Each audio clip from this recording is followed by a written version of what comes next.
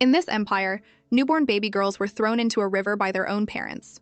It was part of a brutal rafting competition, and no matter how much they struggled, no one dared to intervene. The parents simply cheered for them from the riverbank. The reason for this cruelty?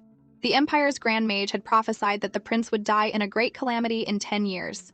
Only a chosen one, a girl who would sacrifice herself, could save him.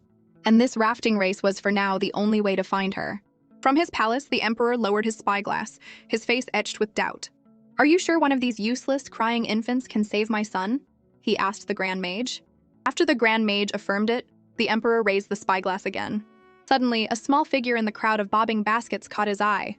"Well, this little wretch is a bit different." "Your Majesty?" the Grand Mage asked, surprised. "Could it be that you found the chosen one?" But as he prepared to congratulate the Emperor on finding his new princess, the Emperor's expression suddenly soured. "We'll see if she's worthy of being a princess of the Ethel Empire." He raised a hand, muttering a spell. A flash of light summoned a colossal dragon.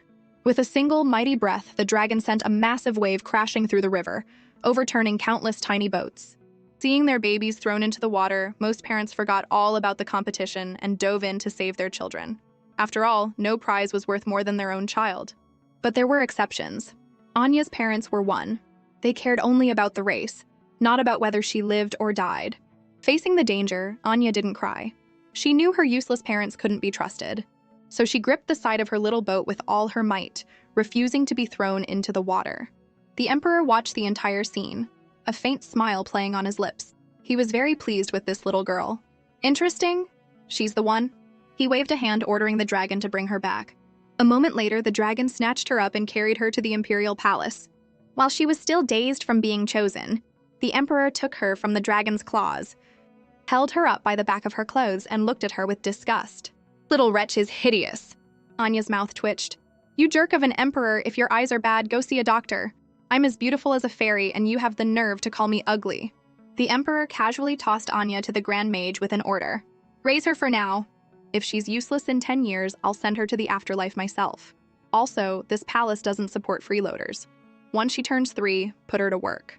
The Grand Mage holding Anya was in disbelief. His Majesty had always despised women. Any woman who ever got close to him was personally sent to the afterlife, not even sparing the prince's own mother. But this time, he had actually touched the little princess himself. And just like that, Anya inexplicably became the sole princess of the Ethel Empire. She was given the name Anya Jin, sent to the princess's quarters, and assigned 2 maids. The 3 of them were the only females in the entire Ethel palace. The one with short hair and a gentle demeanor was named Shirley, and the other was Catherine. From the moment she arrived, Catherine spent all her time on her makeup, never once treating Anya like a princess. She only fed Anya milk once every 3 days, leaving the baby so hungry her stomach felt like it was stuck to her spine. She'd finally made it to the palace as a princess, only to be abused. Left with no choice, she had to pull out all the stops, crying, screaming, the whole 9 yards. Her performance successfully drew Catherine's attention. With a look of pure annoyance, Catherine picked Anya up and shoved a bottle into her mouth. "Drink! If you don't finish this whole bottle, I'll beat you to death," she hissed, pinching the flesh on Anya's back hard. The pain brought tears to Anya's eyes, but she was helpless. She was just a baby. She couldn't fight back. Thankfully, Shirley reacted quickly, snatching Anya away. "Catherine, how could you? She's the princess!" Catherine scoffed. "She's just some stray they picked up from a village. You really think she's a princess?" Lying in Shirley's arms, Anya studied Catherine. The Emperor had reigned for years without a single woman in the palace. But now, suddenly, there were. Setting aside herself, who hadn't even hit puberty, and the sweet but simple Shirley, there was only Catherine with her curves, her waist, and her pretty face. She'd been granted entry into the palace, a privilege even the prince's own mother never had. No wonder she was so bold as to abuse her. She's probably dreaming of seducing the Emperor, giving birth to a new prince, and living the high life, Anya thought. Just then, a group of figures passed by the window. Anya knew at once it was the Emperor. An idea sparked in her mind. Since Catherine is so eager to climb into the Emperor's bed, I might as well give her a little push. She took a deep breath, building up for her ultimate attack. The next second, she let out the loudest, most pitiful wail she could manage. Afraid the Emperor might not hear, she even pushed the bottle out of her hands, letting it clatter to the floor. Her efforts paid off. The Emperor was drawn over. "Why is the princess crying so loudly? Is this how you take care of her?" The 2 maids were terrified and immediately knelt to beg for mercy. Anya waved her little fists in excitement. "Right on time, you old jerk!" No need to ask questions, just grab the bad one. Catherine, thinking fast, immediately threw the blame onto the kind-hearted Shirley. Shirley, how could you take care of the princess so poorly? You made her cry. Anya was so angry she almost laughed. I've seen shameless people, but this is a new level. The villain is playing the victim. She couldn't let Shirley take the fall. She immediately put on a tear-streaked, pitiful expression and let out a series of soft whimpers, hoping the Emperor would get the hint. Wanting to impress the Emperor, Catherine acted as if she were a natural with children and reached for Anya. This only made Anya wail louder, hoping her dramatic performance would get through to the thick-skulled Emperor. The Emperor snatched Anya up into his arms. This little wretch is so ugly, he grumbled. But his inner thought was different. This little one is quite interesting. She was screaming her head off, but the moment she's in my arms, she's so quiet. Anya glared at him. You big liar! Don't think I can't understand you just because I'm a baby. That look in your eyes clearly says you think I'm a little cute. You men are all the same, saying one thing and thinking another. Seeing the Emperor's gentle expression, Catherine saw her chance. She moved behind him and wrapped her arms around him, pressing her body tightly against his back. Your Majesty, if you like the princess, I could bear you one of your own. Hearing this, Anya did a dramatic flip in his arms, exposing her bruised back and gesturing wildly. Look, you old jerk, look! She pinched my delicate, soft skin. It hurts so much. The Emperor's eyes went cold. Anya saw that he'd gotten the message and quickly covered her mouth to hide a smile. Your ticket's about to get punched, lady. It won't be long now. As expected, the Emperor grabbed Catherine's arm. You think you're worthy of bearing my child? Guards, drag this shameless woman out. Dismember her and throw the pieces out of the palace. And just like that, Catherine was dragged away by the guards. Even then, she didn't seem to understand what was happening, still believing the Emperor had chosen her for the palace because he loved her. Huddled against the Emperor's chest, Anya picked her nose dismissively. Silly girl, you're so naive. The old jerk brought you here to take care of me, not to warm his bed. The Emperor turned back, his face full of scorn. Women are truly foolish, useless creatures. But a second later, he was gently wiping Anya's mouth. The contradiction made her roll her eyes. You're insulting all women while wiping my mouth? Aren't you conflicted at all? Suddenly, he glared at Shirley. If you get any improper ideas, I'll have you thrown to the dogs. Anya immediately balled her little fists and thumped him twice in protest. Shirley is a good person. Don't you dare hurt her, you jerk! Just as the Emperor looked down at her, her stomach let out an ill-timed grumble. He immediately understood and called Shirley over to feed the little princess. Resigned, Anya started drinking her milk.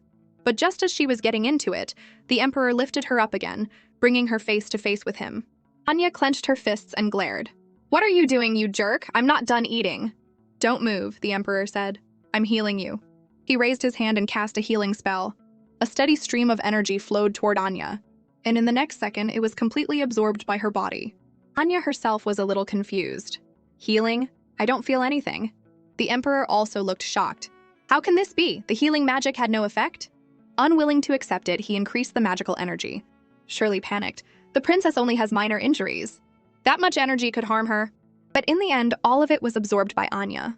All she felt was a cool sensation on her back, but the bruises didn't fade at all. The Emperor stared at her back in astonishment. Interesting? This terrified the little girl. Interesting? What does that mean? Emperor, that look in your eyes is seriously creeping me out. What are you planning? I'm just a baby. As a 1-year-old princess.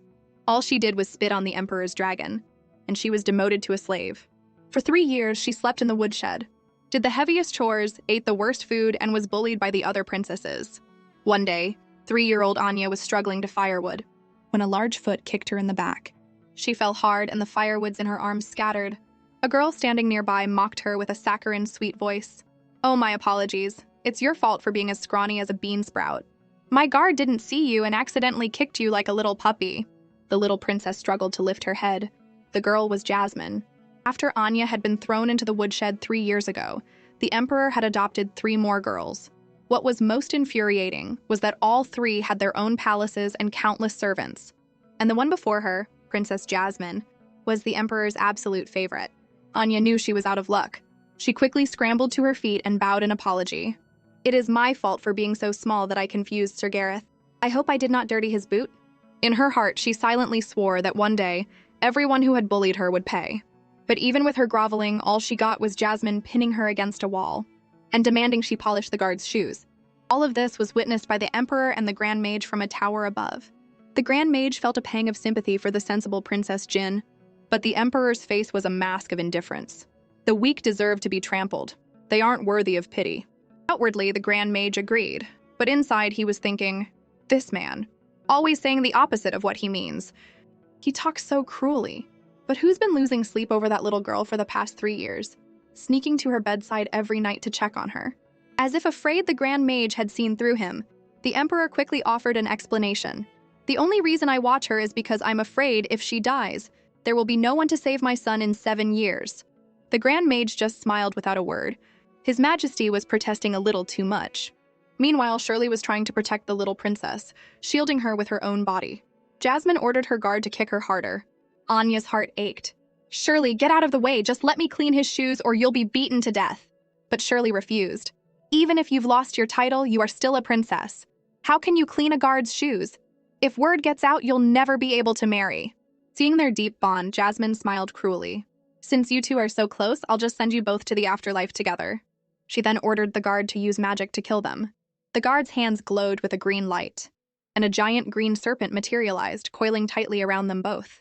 As it squeezed, Shirley, though in agony, held the little princess tightly in her arms.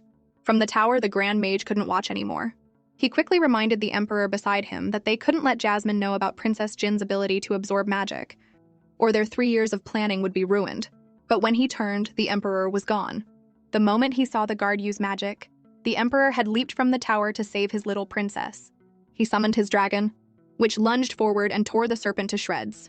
The guard instantly disintegrated into dust. Anya stared at the dragon in disbelief. Is the old jerk here to save me? Jasmine was stunned. When she saw the Emperor descend from the sky, she immediately ran to him, playing the victim. There, someone killed Sir Gareth. The Emperor held her in his arms, his voice deceptively gentle. Don't be afraid. Father is here. It was then that Anya understood. Of course he was here for Jasmine. He only saved her because he didn't want anyone else to find out about her magic-absorbing ability. But then Jasmine pushed her luck, asking the Emperor to find Sir Gareth's killer so she could kill them herself for revenge. The Emperor's face instantly darkened. Are you asking me to kill myself? He threw her to the ground. Jasmine, for harming Princess Jin, you should be executed on the spot. However, since the guests from the Cadian Empire will be arriving soon, I will spare your life. But while you may escape death, you won't escape punishment. Guards, bring a servant's uniform for Jasmine. Give her clothes to Princess Jin. Anya was shocked. The Emperor is giving me the clothes of his former favorite princess? Is he trying to get me killed? If the other princesses find out that a little servant like me is wearing Jasmine's clothes, they'll tear me apart.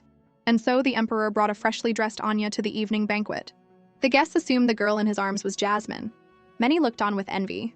Other princesses were brought in by their nannies, but she was carried by the Emperor himself. She truly was his favorite. Facing so many stares for the first time in 3 years, Anya felt a little nervous. Just then, the seated Emperor frowned at Jasmine, who was sitting nearby. Do you think you belong here? Before Jasmine could speak, he raised his hand and cast a spell. Jasmine was flung through the air, landing hard on the floor. Anya watched, dumbfounded. Wasn't Jasmine his favorite? Why was he being so brutal all of a sudden? What shocked her even more was when the Emperor gently placed her in Jasmine's former seat. This seat is more fitting for you, my dear Princess Jin.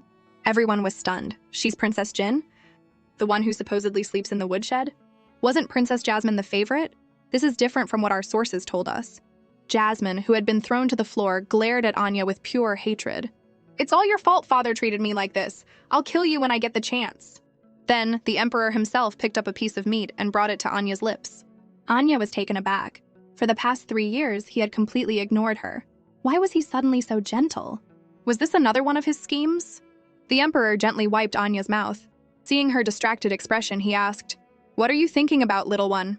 Snapping back to reality, Anya quickly replied, Father, you must be tired. You don't need to feed me yourself. A servant can do it. The Emperor turned to Jasmine. Jasmine, you will serve Princess Jin her meal. The crowd was shocked again. Princess Jasmine was being made to serve Anya Jin like a common maid. The atmosphere in the room froze as all eyes turned to Anya. She felt incredibly awkward, managing only a stiff, polite smile. Jasmine pathetically tried to plead with her father, but all she got was an unyielding command. She had no choice but to serve Anya, muttering curses under her breath with every spoonful. Eat, eat, I hope you choke to death. Anya finally understood. The Emperor was deliberately painting a target on her back. After this banquet, the line of people wanting her dead would probably stretch from one end of the city to the other. Across the hall, Emperor Caspian of the Cadian Empire watched everything with cold eyes. His mission on this trip was to kill the Ethel Empire's most beloved princess. 3 days prior, his own Grand Mage had, after 3 years of scrying, determined that one of the 4 adopted princesses had the ability to summon ancient magical beasts. The world's last 3 magical beasts were sealed beneath the Cadian palace. If Emperor Kaiser was malicious, he could summon those beasts and destroy the Cadian Empire. For the safety of his empire, they had to kill that girl. Caspian had asked his mage if he could pinpoint which girl it was. Killing all 4 would surely drive the Ethel Empire to war. The mage had guessed that Kaiser would surely treasure such an important girl, so all they had to do was identify his favorite and eliminate her. Their intelligence had pointed to Jasmine, but tonight, Kaiser was deliberately fawning over Anya Jin, trying to make everyone believe she was his favorite in order to protect the real one, Jasmine. Caspian slammed his knife into his sandwich. Does he really think such a clumsy trick can fool me? Princess Jasmine is as good as dead. Just then, Kaiser noticed Caspian's eyes fixed on Jasmine. Seeing his plan had worked, he ordered Jasmine to leave. Jasmine desperately clung to his clothes, begging not to be sent away in front of everyone. But all she received was a single cold word, "Get out." Humiliated, Jasmine ran out of the hall sobbing. The guests began to whisper among themselves. Princess Jasmine was thrown out mid-banquet. This new Princess Jin must be quite formidable. Kaiser's face grew darker as he listened. He began to channel destructive magic into his hand, but a small hand reached out and gently grasped his, stopping the spell. He looked down to see Anya with a pitiful expression. "Father, I suddenly feel unwell. I would like to go back and rest." She didn't want to see the Emperor kill someone at such an important event. It wouldn't hurt his reputation much, but it would make her the target of everyone's hatred. Better to make a strategic retreat. Caspian saw it all. Kaiser has killed countless people in his life, and no one has ever dared to stop him. This girl has some nerve. It seems I'll have to find an opportunity to get rid of her as well, before she grows up to become Kaiser's right hand. Meanwhile, a guard was escorting the little princess from the banquet. Suddenly, a murderous aura emanated from the nearby woods. The guard, Sirius, immediately pushed the princess behind him and cast a spell, sending a flock of crows toward the trees. But they were struck down before they even reached the woods. Knowing this was no ordinary assassin, Sirius told the little princess to stay put. "I'm just going to clean up these annoying bugs," he said before dashing into the trees. A moment later, the sounds of fighting echoed from the woods, making Anya worry for the guard's safety. Just then, Jasmine's voice came from behind her. "I knew you'd be here!" Anya turned just in time to see a hand reaching for her. Jasmine grabbed her by the neck and tackled her to the ground. "Anya Jin, you humiliated me today! I'm going to kill you!" As they struggled, a sharp spike suddenly erupted from the ground behind them. It grew rapidly, piercing straight through Jasmine's back and continuing toward Anya. Just as it was about to hit her, Anya cried out in fear, "What is— Stay away!" But the moment the spike touched Anya, it instantly dissolved. Her natural immunity to magic had saved her. Realizing the little princess's secret was exposed, the Emperor immediately summoned his dragon. The dragon opened its mouth and blasted the spike with freezing magic. With a sharp crack, the spike shattered and vanished. Jasmine coughed up blood and collapsed. Anya looked around frantically for help and saw the Emperor arriving on the scene. "Father!" Anya cried with relief. "You're here to save us? Please look at Princess Jasmine, she's badly hurt." "There's no need," the Emperor said coldly. "She's already dead." With that, he raised a hand and knocked Anya unconscious. Just then, Sirius, having dealt with the assassins, returned. Seeing the scene, he realized he'd fallen for a diversion. He immediately knelt to beg for punishment. The Emperor tossed Anya to him. "It's fine. Now take this little wretch back to the woodshed. Just make sure she doesn't starve. Also, send word that assassins attacked the palace. Princess Jin was gravely injured and is unconscious, and Princess Jasmine was accidentally killed. Make sure Emperor Caspian hears this." Upon receiving the news, Caspian came to offer his condolences before preparing to depart with his people. "Are you really going to let them leave like this?" the Grand Mage asked, confused. The Emperor's face grew dark. "He dares to kill my princess on my own territory. Do you think I'd let him go? He killed one of my princesses, so I'll kill a few of his princes to keep Jasmine company in the afterlife." Late that night, the Emperor once again snuck to the woodshed to check on the little princess. As if sensing his presence, Anya woke up. Seeing her awake, the Emperor tried to cast a sleep spell, but it was completely absorbed by her. He'd forgotten that magic had no effect on her. Anya sat up. "Father, are you here to see me?" The Emperor stubbornly denied it. Anya's head drooped in disappointment. "Of course. Jasmine just died. The Emperor probably hates my guts right now. Why would he come to see me? Besides, if he really cared, why would he make me keep living in a woodshed?" Just then, Shirley, who was sleeping nearby, began to cough violently. When she opened her eyes, she saw Anya looking at her with worry. Shirley reached out and stroked Anya's face. "Princess, I don't think I'm going to make it. You have to take good care of yourself from now on." She then pleaded with the Emperor to let Anya return to her proper chambers and be treated as she deserved. Anya was heartbroken. She immediately fell to her knees before the Emperor, begging him to save Shirley. Seeing him remain unmoved, Anya tugged at his sleeve, her voice cracking. "Father, can't you use your magic to heal her?" The Emperor's expression changed. He flung her away. "Insolent girl, how could my healing magic be used on a commoner?" The force of the shove sent Anya tumbling. Seeing this, the Emperor's heart immediately ached with regret. But even though it hurt, Anya held back her tears and forced herself to stand. She had to be strong. She once again grabbed the corner of his robe, begging him to save Shirley. She believed that if she was just a little more sincere, a little more adorable, she could move the heart of this stone-cold Emperor. Anya, desperate to save Shirley, had swallowed her pride and knelt before the Emperor, pleading for him to use his healing magic. She was sure that if she was sincere enough, cute enough, she could convince him. The Emperor finally relented.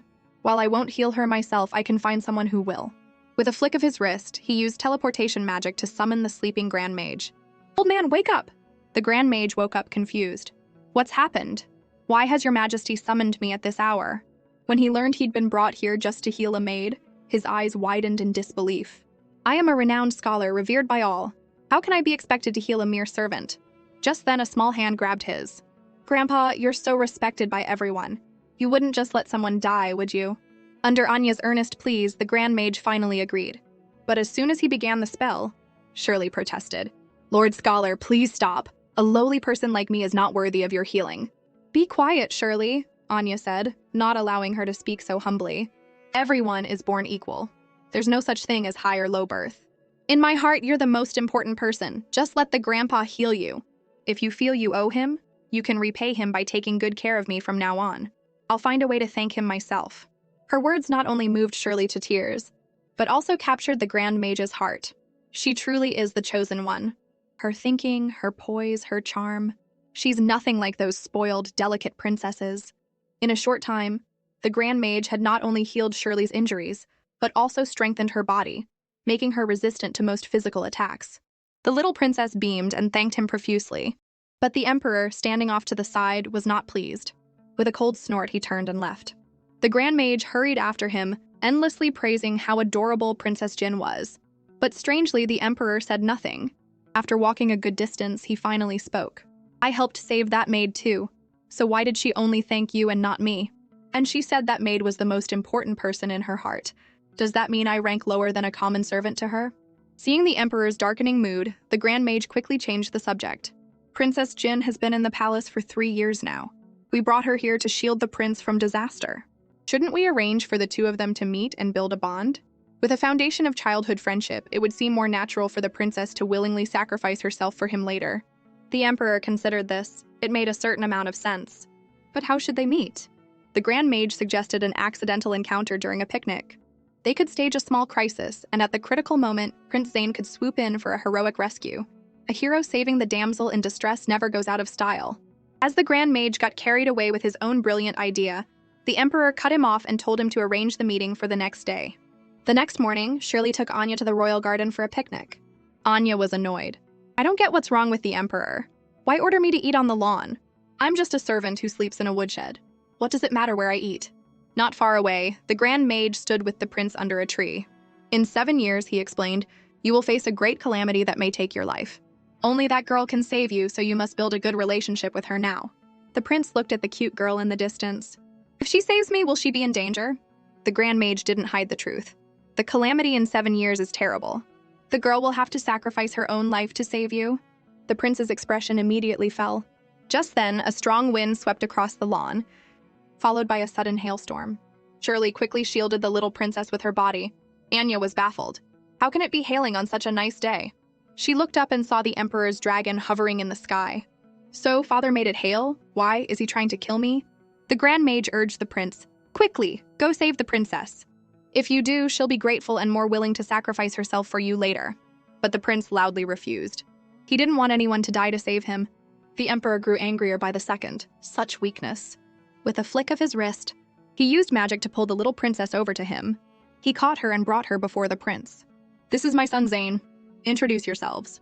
The Emperor and the Grand Mage then made an excuse and quickly left the two children to bond. The first meeting was awkward. Anya secretly sized up the prince. He was cute, but he looked unhappy. Maybe she should break the ice. "Hi, my name is Anya Jin," she said, holding out a small hand. "It's nice to meet you." The prince shoved her hand away. "I don't permit you to get so close to me." He pushed her too hard and Anya fell to the ground. The prince immediately looked flustered and wanted to help her up. The little princess suppressed her anger. The emperor likes to hit people and his son is no better. "I want to punch him, but I can't. He's the prince. I have to hold it in."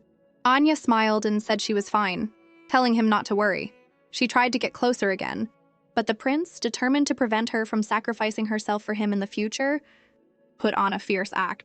He shoved her away again and ran off, leaving Anya sitting on the ground, completely baffled. This little prince is so mean. The truth was he wanted to be friends, but he was too scared. The prince had been frail since birth, and everyone thought he wouldn't survive. But the emperor refused to give up, using his own magic to sustain his son's life for years. The Grand Mage had prophesied that he would die at age 11. But 3 years ago, he'd suddenly announced that a chosen one could save him. Only today did Zane learn that the price of his salvation was that girl's life. He would rather be a bad person than get close to her. He didn't want anyone to die for him. As the prince was wallowing in his sorrow, Anya caught up to him, her little fists clenched. She tackled him to the ground.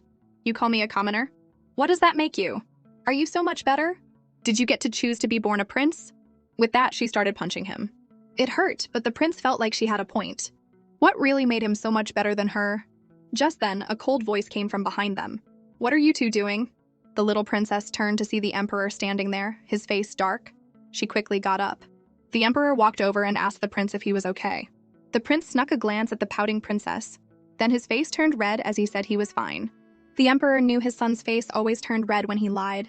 But he knelt down anyway and gently healed his son with magic. Anya was stunned. Is this the same cold, ruthless emperor I know? He has a gentle side? The sight of their father-son bond made Anya miss her parents from the 21st century, and her boyfriend Sean, who had been in the car crash with her. She wondered how they were doing. Before she knew it, tears were streaming down her face. A warm hand gently patted her head. "What's wrong? You hit my son and now you're scared?" The little girl panicked. "Oh no, I just beat up the prince of the entire empire. Is the emperor going to punish me?" Thinking fast, she turned on the waterworks, clutching her stomach and crying that it hurt. If I pretend to have a stomach ache, maybe he won't punish me, she thought. The emperor was amused. "You were so tough when you were hitting him. What happened?" But as soon as he spoke, Anya's expression changed. She collapsed to the ground, writhing in real pain. It felt like something inside her was trying to burst out. For a moment, even the emperor was at a loss. The prince, however, noticed something else. Anya's stomach seemed to be getting bigger. He panicked. Did I get her pregnant by hitting her? The emperor immediately used magic to diagnose the problem. But the next second, not only was his magic completely absorbed by the little princess's belly, but her stomach began to visibly swell. Accustomed to relying on magic, the emperor was at a loss. Without his powers, he felt helpless. Just then, a series of squeaks came from inside the princess's belly. The little girl was horrified. Is it really a baby? I'm only 3. And even with my boyfriend Sean in my past life, the most we ever did was hold hands. As her stomach grew, the pain became unbearable. Anya felt like she was about to give birth and screamed in agony. Right before the emperor's eyes, there was a flash of golden light. Before he could react, a tiny panda cub had appeared. The prince stared in shock. "Father, look! That little girl gave birth to a puppy." The little panda glared fiercely at him and let out a series of squeaks, as if to say, "You're the puppy. Your whole family are puppies." The prince stumbled back in fear. "That puppy is as fierce as its master!" The emperor had already regained his usual cold and ruthless demeanor. He watched as the baby panda quietly crawled up to Anya and licked her cheek. Interesting. I haven't even taught her magic, yet she's already manifested her own magical familiar. Since her magical talent is so strong, instead of me protecting her until she's 10, it would be better for her to learn how to protect herself. He gave an order. Starting tomorrow, restore Princess Jin's status. She will study magic alongside Prince Zane. By the time the little princess woke up, it was night. She opened her eyes to see Shirley watching over her. Feeling dizzy and weak, she asked Shirley if she had some incurable disease. She also remembered her stomach getting huge and then giving birth to something. Shirley patted her head reassuringly. "Don't worry, you just passed out from magical exhaustion. And you didn't give birth to something. That was your magical familiar, who was just a little too eager to meet you." She held out the panda cub. "This is him." The little princess stared at the cute panda, confused. "What's a magical familiar?" Shirley patiently explained. A magical familiar is the physical crystallization of a mage's own magic. Every mage's familiar is unique, but most are animals. For example, Sir Sirius's familiars are crows. That guard of Princess Jasmine's was a snake, and His Majesty's is a dragon. Once a familiar is formed, it grows stronger as its master does. When it's powerful enough, it can protect its master. Anya finally understood. She reached out and stroked the little panda. So this is a magical familiar. It's so cute. If giving birth to it wasn't so painful, I'd want a whole soccer team of them. A mischievous thought popped into her head. I wonder if the old jerk cried when he gave birth to his dragon? I can't even imagine that stone-cold face twisted in pain. Just then, Shirley gently moved Anya's hand away from the panda. Princess, you need to drink your medicine first, then you can pet your cute little puppy. Lord Sirius said you won't get better without it. Anya obediently took the bowl of medicine. As she drank, she watched Shirley. Something was off today. Every other word out of her mouth was Lord Sirius. Could it be that those two? From a distance, the Emperor watched everything. The Grand Mage finally understood. So that's why His Majesty had Princess Jin move to this room. It has the perfect vantage point. That little wretch is so useless, the Emperor said, true to form. She nearly killed herself just manifesting a familiar. The Grand Mage indignantly defended Anya. The princess figured out how to summon her familiar without any instruction. She is a peerless genius. Inside, he was grumbling. Your Majesty is so powerful, but I don't recall you summoning your familiar at age 3. Princess Jin is the truly amazing one. The arrogant Emperor would never admit the little princess was a genius. She's far from a genius, he snorted, but the slight smile on his lips betrayed him. The Grand Mage watched the Emperor walk away, muttering, always saying the opposite of what he means. He's clearly so proud, but he has to act cold. He sighed. It had been so long he'd almost forgotten that His Majesty was once a smiling child. But after that incident, he never smiled again. He became a bloodthirsty demon, killing any woman who tried to get close, not even sparing Prince Zane's mother. But since the little princess arrived, His Majesty seemed a little less cold. She had a magical quality. Her smile could warm anyone's heart. The next day, Anya attended magic class for the first time, along with the other adopted princesses. She looked around curiously. The others seemed normal, but the blindfolded girl, Maeve, gave her a strange, indefinable feeling. Footsteps approached. It was their instructor, Professor Icarus. The Icarus family had been the imperial family's magic tutors for generations, which had instilled in him a natural sense of superiority. In his eyes, teaching anyone other than the prince was a disgrace. When he saw that the new princess was another low-born adoptee, he sneered and immediately decided to put her in her place. Don't you know pets aren't allowed in class? It's so noisy. Without giving Anya a chance to explain, he cast a spell summoning a large snake. To everyone's horror, it lunged forward and swallowed the little panda whole. Anya couldn't believe it. The panda she had suffered so much to bring into the world was just eaten. Why did you kill my familiar? She screamed. And even if it was a pet, what kind of teacher just kills a student's pet? Icarus felt no remorse. How old are you? You think you can have a familiar? A commoner is a commoner. You can't even lie properly. Meanwhile, in the hallway, the Emperor was walking with a new teacher. He ordered the new teacher to train the children to become intermediate mages within a year, or he'd dock 10 years of his salary. The new teacher could only manage a pained smile. As they reached the classroom door, they heard Icarus's voice.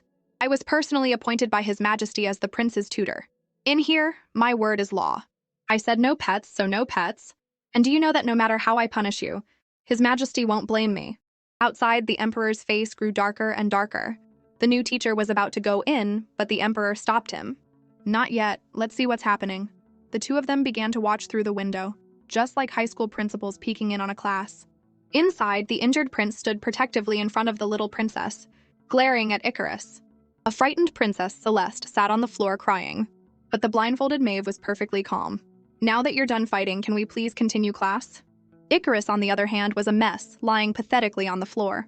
The new teacher was baffled. The Icarus family was known for producing elites. How could this one be so pathetic? And he was injured. Could the children have done it? It seemed impossible. How could they have the power to injure an adult mage? Small smile played on the Emperor's lips.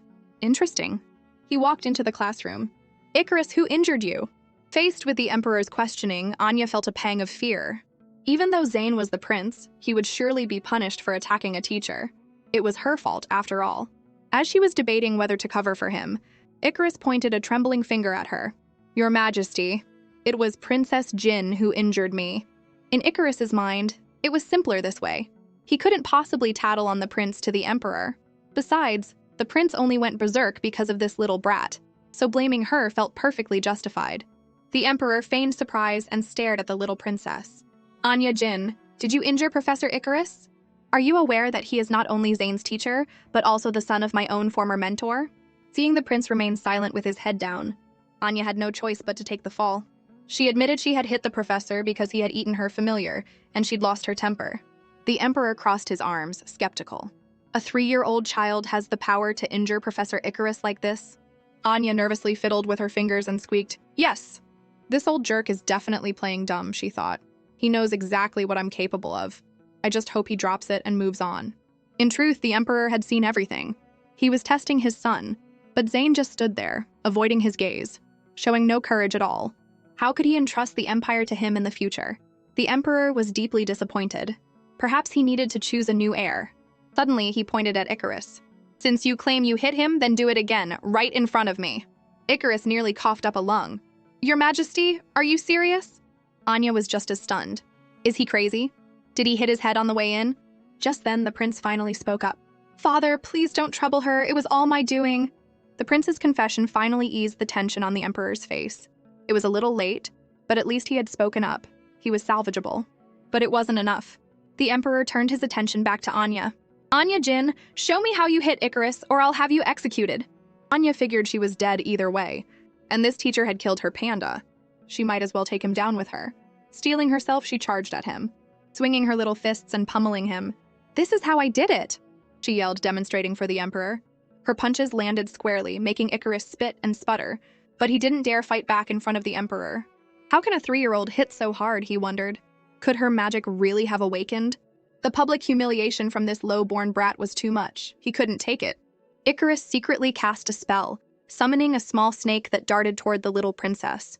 The sudden appearance of the snake startled Anya, and she froze. Just as it was about to bite her, the prince jumped in front of her, grabbing the snake by its neck. "I'm the one who hit you," he shouted at Icarus. "Don't you dare hurt her." The next second, the small snake transformed into a giant python coiling around the prince. "Anya, run!" he cried out. Anya wasn't afraid of magic, but to play her part, she ran to the emperor, crying. She grabbed onto his boot, tears streaming down her face. "Father, save the prince!" Her performance was truly heartbreaking. Of course, the emperor wasn't about to let anyone harm his son. He cast a freezing spell, turning the python into an ice sculpture. Anya watched in awe. "He's so powerful. When will I be that strong? Then no one would dare bully me or Shirley ever again." With a loud crack, the python shattered into a million pieces. Anya rushed over to the prince, asking anxiously if he was all right, though his attempt to be a hero was a bit reckless. She had to admit, he looked pretty cool standing up for her. The hero saves the damsel cliché was old, but sometimes it really worked. Meanwhile, Icarus was kneeling on the floor, begging for mercy, though inwardly he wasn't worried. His family had been powerful for nearly 1,000 years. Even though he had hurt the prince, the emperor probably wouldn't punish him too severely. Anya glared at him, hoping the emperor would get rid of this creep for good. To her surprise, the emperor didn't kill him. He simply dismissed him as the prince's tutor and had him thrown out. Anya was confused. The old jerk didn't kill him? I guess Icarus's family must be a big deal. As Icarus was thrown out, he shakily got to his feet, a vicious look in his eyes. "Kaiser, you humiliated me and stripped me of my position. You will regret this." The new teacher was just thinking how merciful the emperor was, when he noticed a ruby on Icarus's necklace, an emblem of the Cadian royal family. He finally understood why the emperor had hired him. Icarus must have been a traitor all along. The only question was whether it was just him or his entire family. The prince had been gravely injured protecting the little princess. He knelt on the floor, coughing up blood, sending the emperor and his retinue into a panic. Even Princess Celeste, who had been crying in fear, stopped and rushed past Anya to Zane's side. As the emperor lifted the prince into his arms, a small rabbit, the prince's familiar, peeked out from his clothes. It had been trying to protect its master, but one glare from the emperor sent it into a dead faint, foaming at the mouth. The new teacher was speechless. That fluffy little rabbit is the prince's familiar? It's so weak. How will it ever protect him? It seems His Majesty has another thing to worry about. That evening, Anya and Shirley went to visit the prince. From down the hall, they could hear his coughing. "Is he badly hurt?" Anya asked Shirley worriedly. "It sounds like he's coughing up a lung." Shirley knelt down and stroked Anya's head. "The prince has been frail since birth, and now he's injured from saving you. From now on, you have to be nice to him. No more hitting." Anya could only offer an awkward smile. Shirley, you're making me sound like some kind of abusive husband. Inside the prince's chambers, the royal healer Loki was treating him. Anya walked over and saw the prince clutching his mouth, coughing uncontrollably. He even coughed up a bloody tooth. Anya was alarmed. He's that badly hurt, he's losing teeth. But the emperor seemed used to it. He wiped the blood from his son's mouth and said gently, "Don't worry. No matter how many teeth you lose, Father can use magic to grow them back for you." Anya was floored. The emperor means he loses teeth often. Something clicked in her mind. She walked over to the prince and gently tilted his chin up. Pale face, listlessness, bruising under the skin, coughing up blood, losing teeth. The symptoms were all too familiar. But the next second, she felt several pairs of eyes staring daggers at her. She turned to see the emperor frowning and Loki looking annoyed. "The princess is examining the prince so closely," Loki sneered. "Has she discovered something? Where did this brat come from?" he thought. "She's interfering with my work. Why hasn't His Majesty had her executed?" Anya calmly bowed to Loki. "Grandpa, I'd like to try treating Prince Zane. Would that be all right?" As a transmigrator from the modern world, Anya was almost certain the prince had scurvy. All he needed was more vitamin C. But she was only 3 years old. No one would believe her if she just said it. She could only hope they'd let her try. Loki was so angry he trembled. "Where did you come from, you little stray? How dare you speak to me with such disrespect? Your Majesty, I demand you execute this impudent girl at once or I cannot continue treating the prince." The emperor didn't believe her either and pulled her away. "Show some respect. This is the top magical healer in the Empire. He hasn't been able to cure him in 3 years. What could a 3-year-old possibly know?" Undeterred, Anya ran back. She flattered Loki, saying he must be very powerful, before posing a question. "But is it possible that the prince's illness has nothing to do with magic?" Loki was furious. "Nonsense! There is nothing magic cannot solve. Besides, he used a combination of magic and ancient medicine. How dare this girl question his skills? It was outrageous. Why hasn't the emperor killed her yet?" Anya quickly agreed that magic was powerful, but she pointed out that, according to historical texts, humans had only possessed magic for about 10,000 years. Before that, people had many ways to treat illnesses, like dietary therapy and psychological treatments, which were tailored to the specific ailment. "So I believe what Prince Zane needs may not be a magical cure. What do you think, Grandpa Loki?" Loki was stunned into silence. Did those words really come from a 3-year-old? "When I was 3, all I knew was how to play with mud." The emperor was also shocked. "Those history books are so boring even I have to force myself to read them. How did she memorize them at such a young age? This child is interesting." And so the emperor decided to let her try. "But if the prince's condition doesn't improve within a month, I will not be lenient with you." Loki was horrified and fell to his knees. "Your Majesty, please reconsider. The prince's health is no trivial matter." Just then, a quiet voice came from the bed. "I believe her." The prince slowly walked over to Anya. "You'll cure me, right?" Anya froze for a second, then nodded firmly. "Your Highness, it's a bit late tonight. I'll start your treatment tomorrow, if that's all right."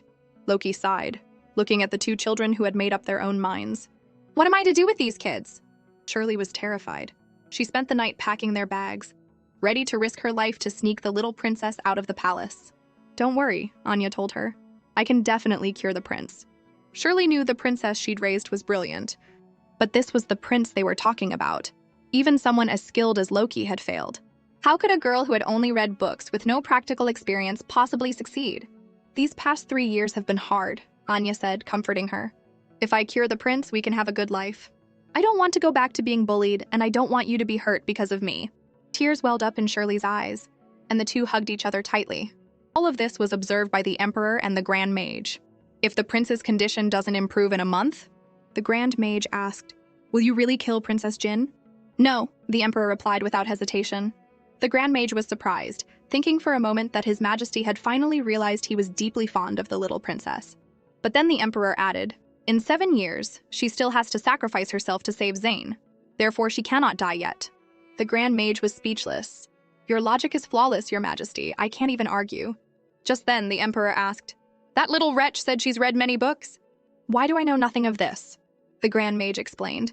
"For the past 3 years, you've gone to her bedside every night to check on her. She's known about it for a long time. To avoid you, she started coming to me every morning to learn how to read. In these 3 years, she's read every book in my personal library." The emperor was stunned, but there was more. The little princess could talk from the moment she was born. 3 years ago, when she was first sent to the woodshed, the Grand Mage had snuck in to see her. She had caught him and demanded he teach her to read, calling it gaining knowledge. Later, she started coming to his library on her own. She had a photographic memory, a book that took the Grand Mage half a month to read. She could finish in a day. By now, the Emperor was numb with shock. An interesting little wretch indeed. My daughter is so brilliant, and I, her father, knew nothing about it. Meanwhile, in the Cadian Empire, Emperor Caspian kicked his son to the ground. You useless waste, he roared. In the Ethel Empire, Anya, Jin, and Zane manifested their familiars at 3 and 4, and you're 7 and still haven't managed it. Prince Kalen endured the pain, slowly picking himself up and kneeling. I am useless. I have disappointed you, father. This only angered Caspian more. He summoned a 9-tailed fox with a flash of magic. Get out of my sight, he bellowed. Kalen silently rose and left. He was the 17th prince of the Cadian Empire, and he was also a transmigrator. A car crash had sent him and Anya to this magical world. When he first arrived, the original owner of his body couldn't handle the immense magic within, and had lost control, killing his own mother. The soul of the original Kalen had shattered, allowing him to take over easily. When Caspian found the carnage, he wasn't angry. Instead, he saw potential. So much power at such a young age. He will surely unite the world one day. But years of failing to manifest a familiar had led to constant beatings. What no one knew was that Kalen had actually manifested his familiar at age 3. He just hadn't told anyone. His familiar was his own adult self. He kept it a secret because he didn't want to become a puppet for his tyrannical father. For now, it was better to hide his true strength. But he was intrigued to hear that others had also manifested familiars at such a young age. He decided to sneak out of the palace and see these prodigies for himself. However, the moment he breached the magical barrier over the Ethel Palace, the Emperor immediately sensed the intrusion.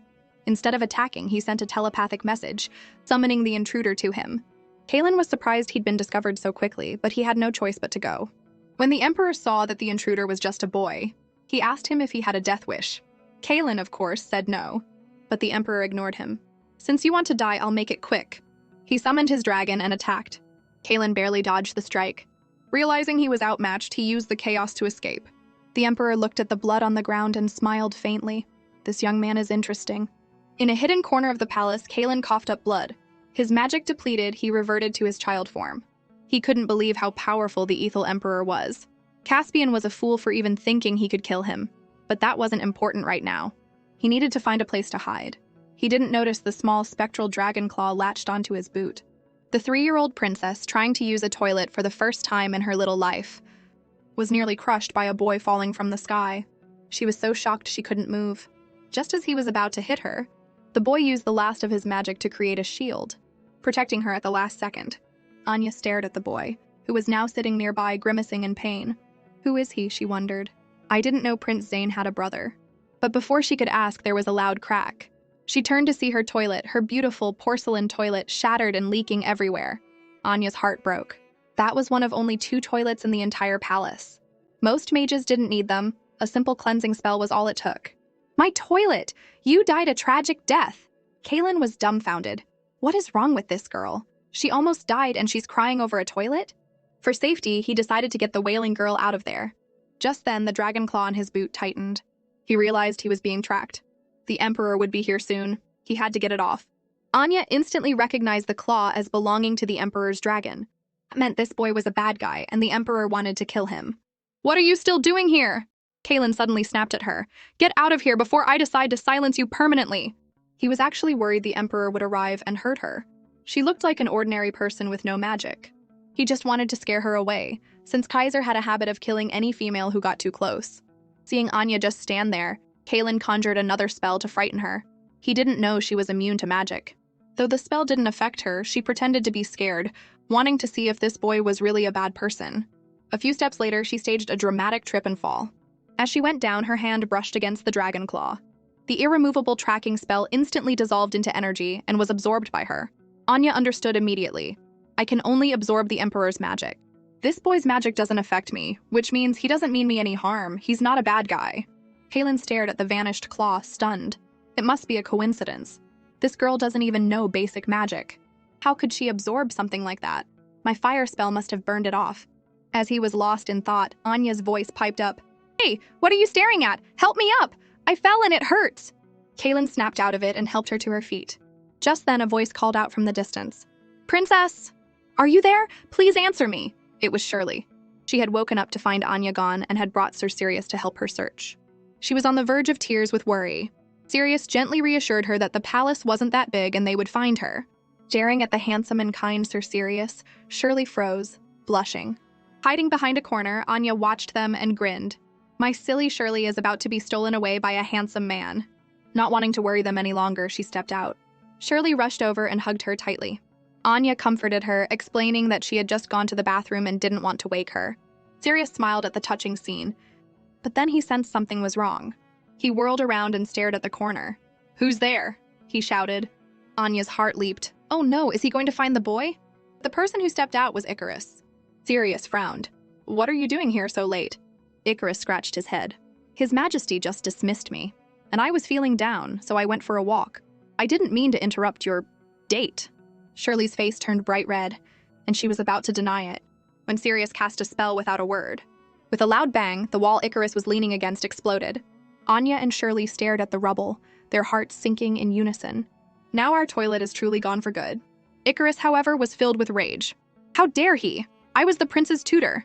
This Sirius is just a mere guard, and he dares to attack me. The Ethel Empire is no longer worthy of my loyalty. Just moments after, the Emperor and the Grand Mage, in pursuit of the intruder, had run into the little princess and her group. Seeing the lingering tear tracks on her cheeks, the Emperor's face darkened. He snatched her up, holding her in front of him. "What happened?" he demanded.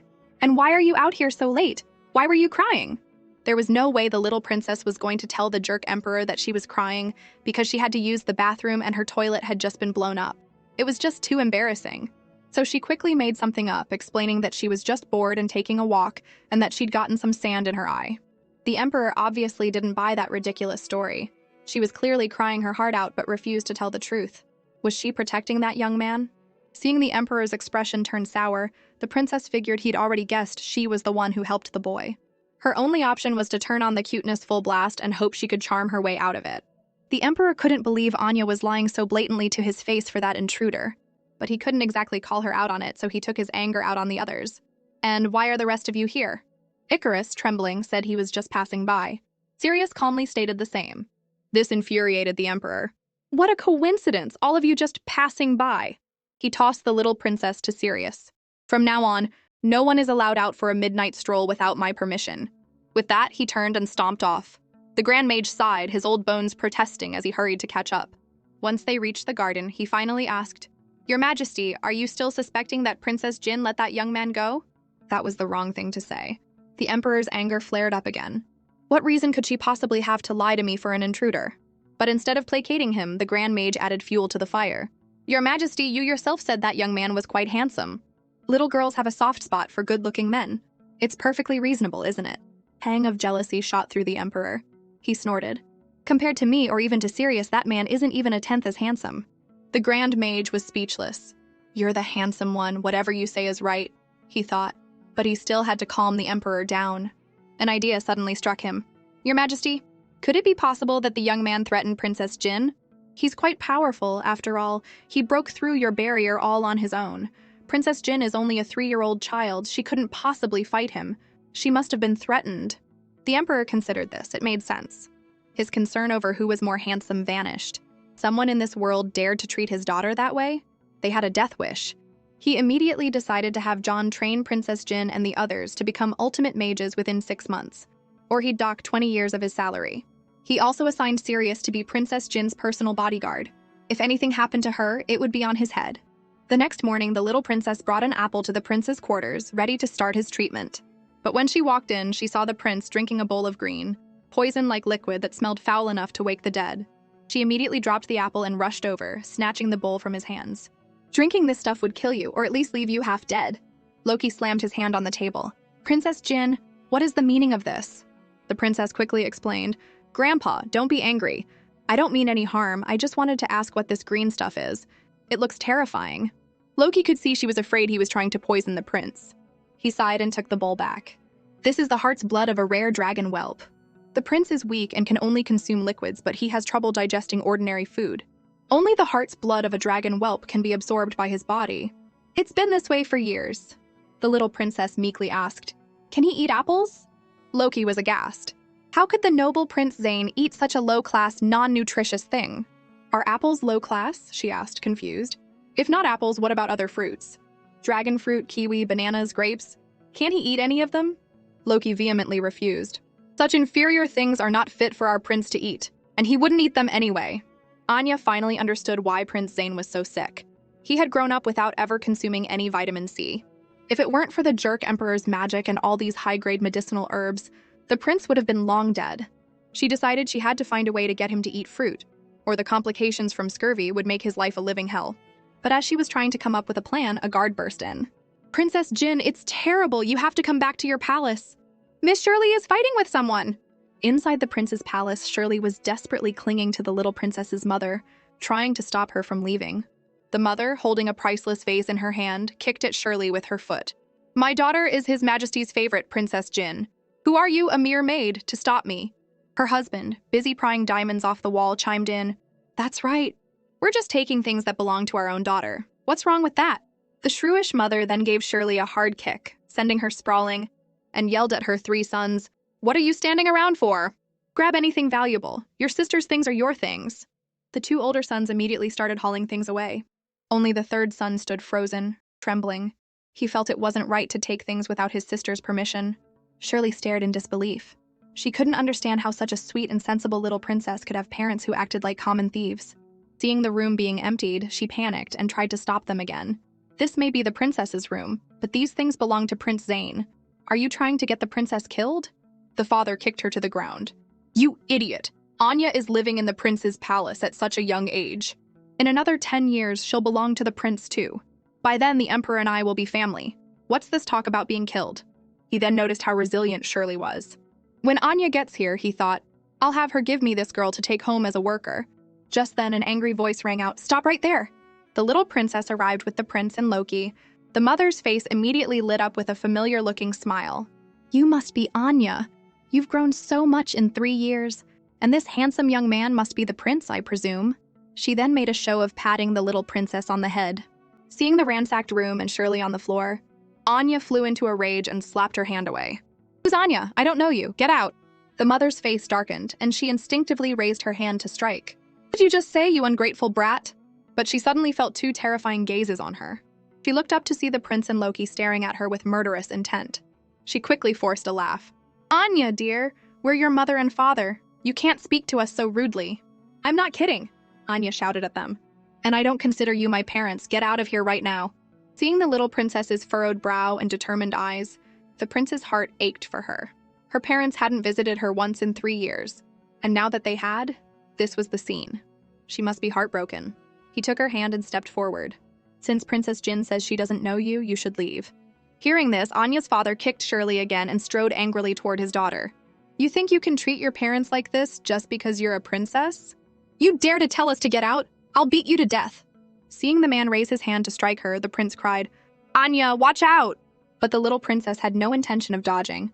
Seeing Shirley hurt had pushed her past her limit. She clenched her fists, and the magic inside her erupted in a golden aura. She walked toward her deadbeat father, ready to teach him a lesson he'd never forget. He stumbled back in fear, falling to the ground. You worthless girl, what are you doing? Are you going to hit your own father? Just then, a cold voice cut through the air. Who is so bold as to shout in my palace? The next thing they knew, Anya's father was flying through the air, before crashing hard onto the floor, screaming in agony. Seeing it was the emperor, the magical aura around the little princess dissipated. The emperor stared at the family, his face a mask of fury. When did my palace become infested with such strange vermin? The 2 older brothers were terrified. We only took a few of Anya's things. He's not going to kill us, is he? But the emperor paid them no mind. He knelt in front of Anya and asked gently, Tell father what happened. Why are you crying? Hearing this, the little princess cried even harder. She didn't know what to say. After all, they were her biological parents.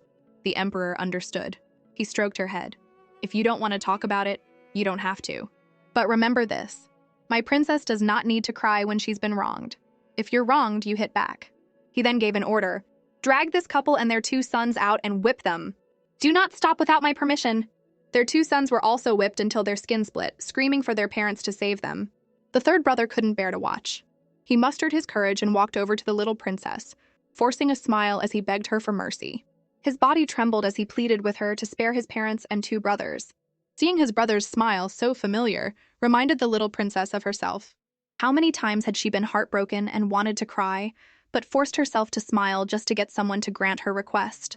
Seeing Anya remain unmoved, the third brother fell to his knees. The princess went to him, helped him up, and agreed to let them go. She had no feelings for this family. She wouldn't have cared if they died. But her third brother was different. When Anya had first transmigrated, the woman had been working as a wet nurse for a wealthy family. To save milk for the young masters, she had cruelly refused to breastfeed Anya even once, feeding her flour paste instead when she cried from hunger. She believed a worthless girl like Anya was lucky to get even that. Her two older brothers treated Anya's crying as daily entertainment. Only the third brother couldn't stand it and tried to help. He would pretend to be hungry and ask for milk. Though the mother was cruel to Anya, she doted on her sons. In those first few days, Anya had survived on the milk her third brother had tricked their mother into giving her. She would have starved to death otherwise. She would never forget his smile. She couldn't refuse his request now. So she went to the emperor's side, tugged on his sleeve, and asked him to let her family go. The emperor looked down at her and asked again, "Are you sure you want to let them go?" Seeing her adorable yet determined expression, he turned his head away. "Do as you wish. They're just a bunch of trash." "Stop," he ordered before leaving without another word. Prince Zane glared at them menacingly. "Father has spared you. Now get out." This commanding presence stunned Loki. The usually gentle little prince was being so assertive today. For a moment, he thought he was seeing the emperor himself. Then, following the prince's gaze, he understood. It was all for Princess Jin. That explains it, he thought. The moment the emperor was gone, the parents staggered over to Anya. Instead of feeling any remorse, they berated her. "You have no conscience. We came all this way to visit you and you have us beaten," the mother spat. The little princess felt hurt and angry, but she bit her lip, held back her tears, and forced a smile at her third brother. "They're fine now. You should all go home."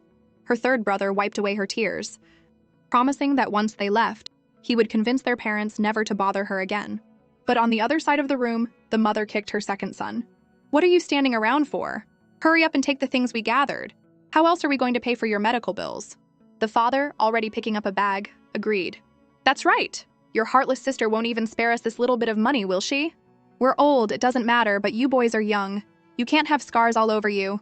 How will you get married?" Seeing them start to take things again, Shirley moved to stop them, but the little princess held her back. "Let them take it. Once they do, there will be no relationship between us anymore." Anya would never acknowledge them as her parents. And so, as the little princess watched, the family left, satisfied with their bags full of stolen goods. After that incident, the princess and the prince trained like they were possessed. The princess wanted to become as powerful as the jerk emperor so no one could bully her or Shirley again. The prince, on the other hand, wanted to become strong enough to protect Princess Jin. Their instructor, John, couldn't take it anymore and tried to get them to rest. But the two kids just trained even harder. John was baffled. What's gotten into them, he wondered. Why are they suddenly so obsessed with getting stronger? He was also worried. They were just little kids. Training at this intensity would surely lead to problems. And then the emperor wouldn't just be docking 20 years of his salary. These kids were impossible to manage. He'd rather be fighting a war. Princess Celeste thought they must have suffered some kind of trauma to be training so frantically. But Princess Maeve was inspired by their determination. Looking at the little dog on Anya's back, she felt a pang of envy. She had thought the familiar was dead, but now she knew that as long as the master was alive, the familiar wouldn't disappear. She was now looking forward to what her own familiar would be. Celeste's surprise, Maeve stood up and joined Anya's frenzied training. She raised a hand and used movement magic, causing a pillar of water to shoot up from a basin. John nodded in approval. He hadn't expected Maeve to be so skilled at such a young age. But her moment of coolness lasted only a few seconds. Her magical energy couldn't keep up, and the water pillar weakened, then collapsed, drenching John from head to toe. The others burst out laughing. Maeve was embarrassed and quickly apologized. "I'm sorry, teacher. Please forgive a blind girl." John used a drying spell to instantly dry his clothes, feeling utterly helpless. These kids are so mischievous. What am I supposed to do? They're all royalty. I can't hit them, and I can't scold them. And I'm supposed to turn them into ultimate mages in 6 months? It's impossible. He was in over his head. Seeing John instantly dry his clothes, the little princess's eyes lit up. She wanted to learn that skill too. If she did, she'd never have to worry about clothes not drying on a rainy day again. Seeing that John wasn't angry, Maeve immediately said she wanted a familiar of her own, just like Princess Jin, and asked him to teach her. John readily agreed and asked the little princess to share how she had summoned her familiar. Anya was confused.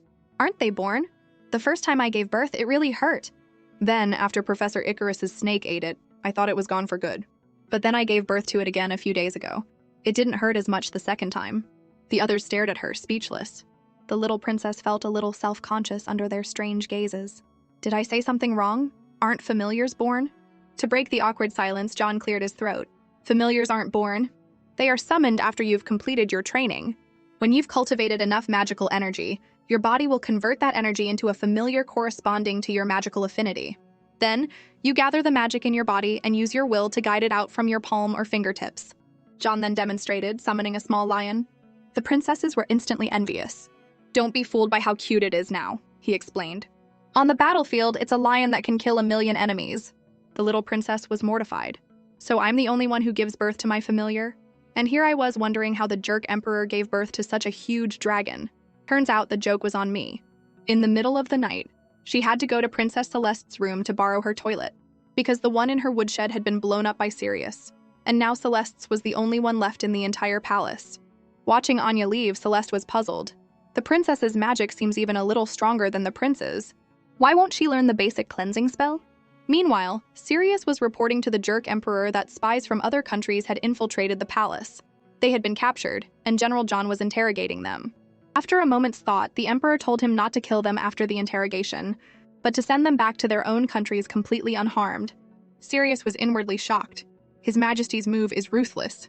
To be caught as a spy is one thing, but to be sent back completely unharmed? The emperor of that country is going to have a meltdown. Just then, the emperor turned and saw the little princess passing by. He asked Sirius what she was doing out so late. When he learned from Sirius that she had braved the rain to go all the way to Princess Celeste's room just to use the toilet, the emperor was stunned. Doesn't the prince's palace have a toilet? No, it doesn't, Sirius replied. The emperor immediately gave an order. The next day, every single room in the palace was to be equipped with a toilet, and a top-of-the-line one at that. He also told Sirius to inform that old coot John to teach the little princess the cleansing spell within a week, or he'd dock another 10 years of his salary. The next day in class, John awkwardly asked if anyone else didn't know the cleansing spell. After a quick poll, it turned out the little princess was the only one. Anya was mortified. So she really was the only one who didn't know anything. Prince Zane was confused. Princess Jin doesn't know the cleansing spell? How has she been going to the bathroom all this time? Since it's only Princess Jin, I'll teach her privately after class. Today we'll continue learning how to summon familiars. With that, John cast a spell, and with a touch, the prince's and Anya's familiars vanished. He told them to resummon their familiars using the method he had demonstrated the day before, and had Maeve and Celeste try as well. He explained that this training would help improve their control over their magic. Hearing this, Anya was instantly fired up, ready to practice hundreds of times. The prince was the first to start gathering his magic, and with a pop, the little rabbit appeared. John clapped in satisfaction and praised the prince. Now that he could skillfully summon his familiar, the next step was to train its speed. Although the rabbit was gentle and cute, it was a bit weak as a familiar. Its attack power was negligible, and it could barely defend itself. But if they could maximize its agility and speed, even if it couldn't kill other beasts, they wouldn't be able to catch it either. Anya, on the other hand, struggled for a long time but couldn't summon her little dog. John patiently told her not to rush and to take her time. He could sense that her familiar was fierce, and in the future they could train its attack power, which would be formidable in battle. The little princess tried again with all her might, but she was sweating and still couldn't summon it. She started to wonder if she'd have to give birth to it again. Just then, Celeste called out, "Teacher, come look!" John turned and was frozen in place. He never would have imagined that Maeve's familiar would be a crowd control type. In the entire Ethel Empire, with all its talented mages, Sirius was the only other one with that ability. John helped Maeve clear away the magic, praising her powerful familiar and explaining the basics of crowd control types. Princess Maeve, this butterfly on your hand is your queen. Until you can fully control all the familiars you summon, you must never let this butterfly leave your side. Also, you can give your familiar a name now. Without a second thought, Maeve said, "Since Princess Jin named her familiar Puppy, I'll call mine Little Butterfly." John broke out in a cold sweat. Do all kids these days name things so casually? He wondered. He then marveled at how incredibly talented these children were. They had limitless potential. He himself had been 13 when he summoned his familiar. Sirius was 11, and His Majesty was 10. The three of them were known as the three prodigies of the Ethel Empire. But these kids were only 3 or 4 years old and had already summoned their familiars. It was simply unbelievable. Just then, the little princess's belly started to swell and she cried out in pain, "Professor John, come quick! I think my puppy is about to be born again." John told her not to panic and to try summoning it the way he had taught her. But she tried and still couldn't do it. It looked like she was about to give birth again. Just then, the jerk emperor's cold voice came from behind them.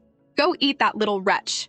The small dragon on his shoulder swooped down toward the little princess. Everyone was terrified, but seeing it was His Majesty, no one dared to intervene. Just as the dragon opened its mouth to bite her, at the last second, the little princess finally summoned her panda. The panda burst out, full of aggression, and with one glare, it froze the little dragon in its tracks. Then it zipped over to the dragon at lightning speed, turning into a kung fu panda and sending the dragon flying hundreds of feet with a single punch. Everyone was stunned. That little dog was so fierce. Even if it was a baby dragon, it was still a dragon. The beaten little dragon scrambled to hide behind the emperor's legs, looking up at him pitifully.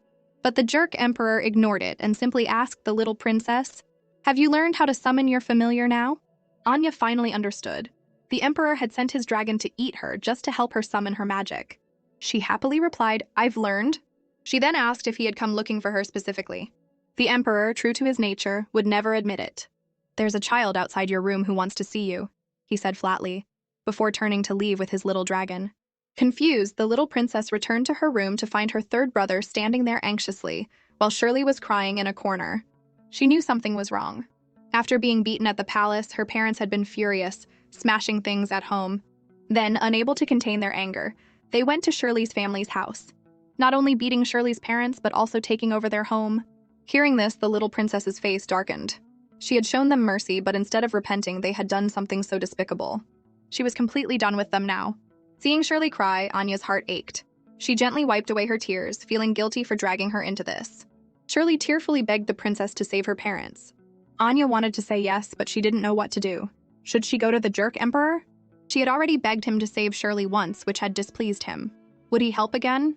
She fell into a deep sense of self-loathing. Why was she so weak? She couldn't even protect the people around her. But looking up at Shirley's pleading eyes, the princess made up her mind. She would beg the jerk emperor one more time to let her out of the palace so she could teach them a lesson. Just then the little prince stepped forward. "No!" The princess turned on him, fuming. "Why not? I just want to go out and handle some family matters. Is that not allowed?" The prince quickly explained that wasn't it. In this world, not everyone could practice magic. There was a huge divide between nobles and commoners. It was difficult for commoners to cultivate magic on their own, while nobles found it easier because of their bloodline. Nobles were born with seeds in their blood that allowed them to use magic, and the nobler the blood, the more seeds they had. When the princess first came to the palace, the emperor had performed a ritual to implant these seeds in her blood, which was why she could learn magic so easily. But there was a drawback to this ritual. Until she became an ultimate mage, she couldn't leave the palace or she would die. The little princess's face fell. What was she going to do? If she couldn't leave the palace, she couldn't help Shirley. As she was at a loss, a voice called out, "Don't worry, princess. You still have us." She turned to see Princess Celeste and Princess Maeve. Maeve explained that her maid Lingji could come and go from the palace as she pleased. She could have her go and give the parents a good beating. But then she remembered they were the princess's parents, and quickly corrected herself, saying she could protect Shirley's parents from harm. Celeste took Anya's hand. "I can't do much, but I can let Shirley's parents stay with my family for a while. My father knows some medicine. If they're hurt, he can heal them." Deeply moved, the little princess hugged Celeste tightly. It felt so good to have friends. Meanwhile, in the Emperor's study, Sirius was also reporting on the matter. An investigation had confirmed that Princess Jin's parents had indeed taken over Shirley's family's home and had even broken her father's leg. The Grand Mage trembled with rage. How can such evil people exist? How could someone as lovely as Princess Jin be born into such a family? The jerk Emperor was silent for a moment, then said flatly, "I see." The Grand Mage couldn't stand it. "Aren't you going to do anything to help Princess Jin? Miss Shirley is incredibly important to her." But all he got in response was a grunt from the Emperor. The Grand Mage sighed and decided not to press the matter. But as he waited, he noticed the Emperor had been staring at the same document for over 10 minutes. Is he waiting for the little princess to come and beg him? He wondered. Seeing the sloppy handwriting on the page confirmed his suspicion. The Emperor was clearly distracted, waiting for her. The Grand Mage smiled to himself. When will this boy stop being so stubborn? But it was also nice to see him showing his emotions. It made him seem more human. After Empress Cheryl died, he had been like a walking block of ice for years. If it weren't for the need to protect the Empire and the prince's frail health, everyone worried he might have followed her to the grave. But now, thankfully, heaven had sent Princess Jin, and the Emperor had become much more endearing. Half an hour passed, and the Emperor was about to give up hope. Why hadn't that little wretch come to beg him yet? Sirius, ever perceptive, summoned a crow to check on her. But when the crow reached the prince's palace, it found Anya, with Maeve's help, watching a live stream. On the screen, Shirley and Lingji had arrived at Shirley's house and were warning Anya's parents to get out, or else. Anya's mother spat on the ground dismissively and threatened Lingji. Who do you think you are? Just a maid. I'll beat you to death. Seeing how unreasonable she was, Lingji used her magic. The next second, Anya's parents looked as if they had seen something terrifying, struggling and screaming for help. From her end, Anya asked Maeve what Lingji had done to scare them so badly. Maeve said she didn't know, but that she could enter their minds to see. With a bit of magic from Maeve, the screen changed, and they saw Anya's parents being struck by lightning. It was an illusion. Anya's eyes sparkled. So cool. I wish I could do that. None of them noticed the crow that had come and gone in the sky above. After hearing the crow's report, Sirius hurried to inform the Emperor. Princess Maeve's seal seems to be weakening. She's sharing her vision with Prince Zane and the others. The jerk Emperor's face changed. This is bad. Meanwhile, Maeve, in an attempt to share her vision with the prince and the others, had overused her magic, causing her eyes to bleed. Thankfully, the jerk Emperor arrived just in time to break the spell, knock her out, and take her for treatment. Before he left, he yelled at the others, "Since you all have so much free time, each of you will run 20 laps around the palace, and the princess will run 30. Everyone was stunned. The little princess was on the verge of tears. Why did she get special treatment? Back in her chambers, the Emperor, with his tough exterior but soft heart, grumbled about Maeve being reckless and suffering the consequences, while gently removing the bandage from her eyes and healing her with magic. John, standing nearby, couldn't help but reflect that it had already been 3 years since they had taken Maeve in. He remembered that rainy night 3 years ago. The Emperor, to protect Anya, had just adopted Celeste and Jasmine. On their way back to the palace, a strange woman, Maeve's current maid, Lingji, had rushed out and called the Emperor by his name, Kaiser. Everyone was shocked. Who was this girl who dared to address His Majesty so informally? Was she suicidal? After confirming her identity, Lingji had knelt before the Emperor. "If you still remember Lady Cheryl, I beg you to come with me and save our Kiko clan." This made everyone even more nervous. It had been over a year since Empress Cheryl's death, and someone was daring to bring her up in front of His Majesty. They all expected the Emperor to send Lingji away, but to their surprise, he calmly told the Grand Mage and Sirius to take the little princesses back to the palace, while John would go with him. To save time, Lingji used a teleportation spell, and the three of them soon arrived at the Kiko clan's settlement. But as they got closer, they saw that the villagers were all acting strangely, with dazed, vacant expressions. Lingji told them not to worry, they were just under a low-level illusion. John didn't understand why they didn't just break the spell, but the Emperor cut to the chase, asking Lingji, "The caster is a child?" Lingji turned in surprise. "How did you know?" The Emperor scanned the area. "Their movements are like those of a nursing infant. Only a child would be bored enough to create such a scene." After Lingji confirmed it, John was astonished. What kind of child could have enough magic to cast an illusion on so many people at once? Lingji then cast a spell on the villagers. For a moment, they returned to normal, but a second later, they were back under the illusion. John's jaw dropped. What was going on? The Emperor finally understood why Lingji had sought him out. The child caster was clearly not normal. Soon, Lingji led them to a room where a pregnant woman lay on a bed, also lost in the illusion, giggling foolishly. Lingji pulled back the covers and told the Emperor that the one casting the spell was her sister, but it was less a child and more a fetus because she hadn't been born yet. This revelation once again blew John's mind. The one casting the illusion was an unborn fetus. How insanely powerful was this child? The cold and ruthless jerk Emperor was about to refuse to help. But then he remembered a promise he had made to Empress Cheryl. Before she died, she had asked him that if the Kiko clan was ever in trouble, he would help them for her sake. With that in mind, the Emperor began to use his magic to examine the pregnant woman's body.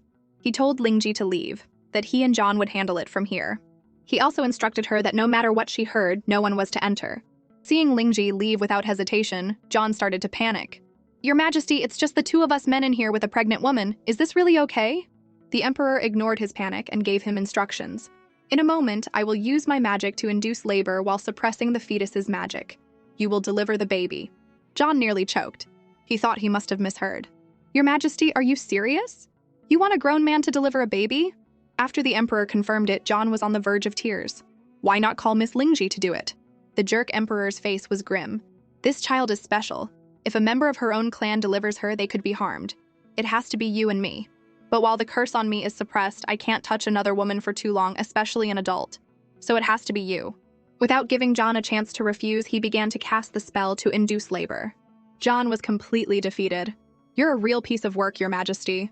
You'll say anything to trick me into delivering a baby. You haven't spoken this many words in a day before. And I'm not even married yet. If word of this gets out, how will I ever find a wife?"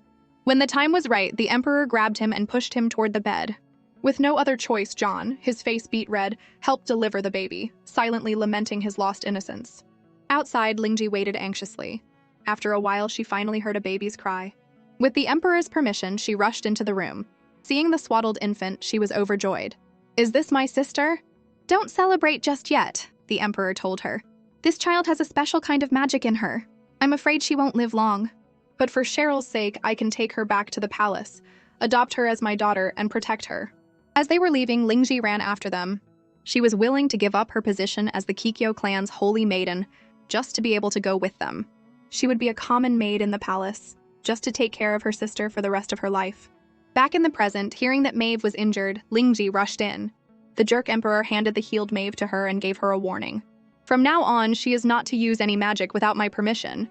And you are not to secretly teach her the Kiko clan's magic, unless you want to choose between her losing her humanity and becoming a demon, or her body exploding from the power." Lingji held Maeve tightly, sobbing. She was terrified of losing her sister. She swore she would never teach her magic again. All she wanted now was for her sister to grow up safely. Meanwhile, the little princess had to run 30 laps around the palace, and she wasn't allowed to eat until she finished. Thanks to years of living in the woodshed and doing hard labor, the little princess was still full of energy after 10 laps. But the noble Prince Zane had never experienced such hardship. 10 laps felt like a lifetime of walking, leaving him gasping for breath. Princess Celeste was so tired she couldn't even hold her fan and dropped it on the ground. Luckily, the Grand Mage was secretly using healing magic on them from behind, ensuring they wouldn't get injured or die of exhaustion. But he noticed that Prince Zane's physical condition seemed to have improved recently. It seemed Princess Jin's treatment was indeed working. Sirius supervised their run, cheering them on. He was amazed at how good the princess's stamina was. Even an average adult man would collapse after 10 laps around the palace, but she was completely fine and still running fast. Prince Zane and Princess Celeste could barely keep up even with the help of magic, while she, due to her magic-absorbing constitution, was doing it all on her own.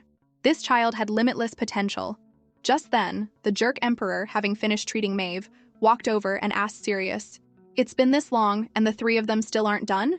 Upon learning that it had taken them 4 hours to run 10 laps, the Emperor turned to John and ordered him to spice things up. John was hesitant.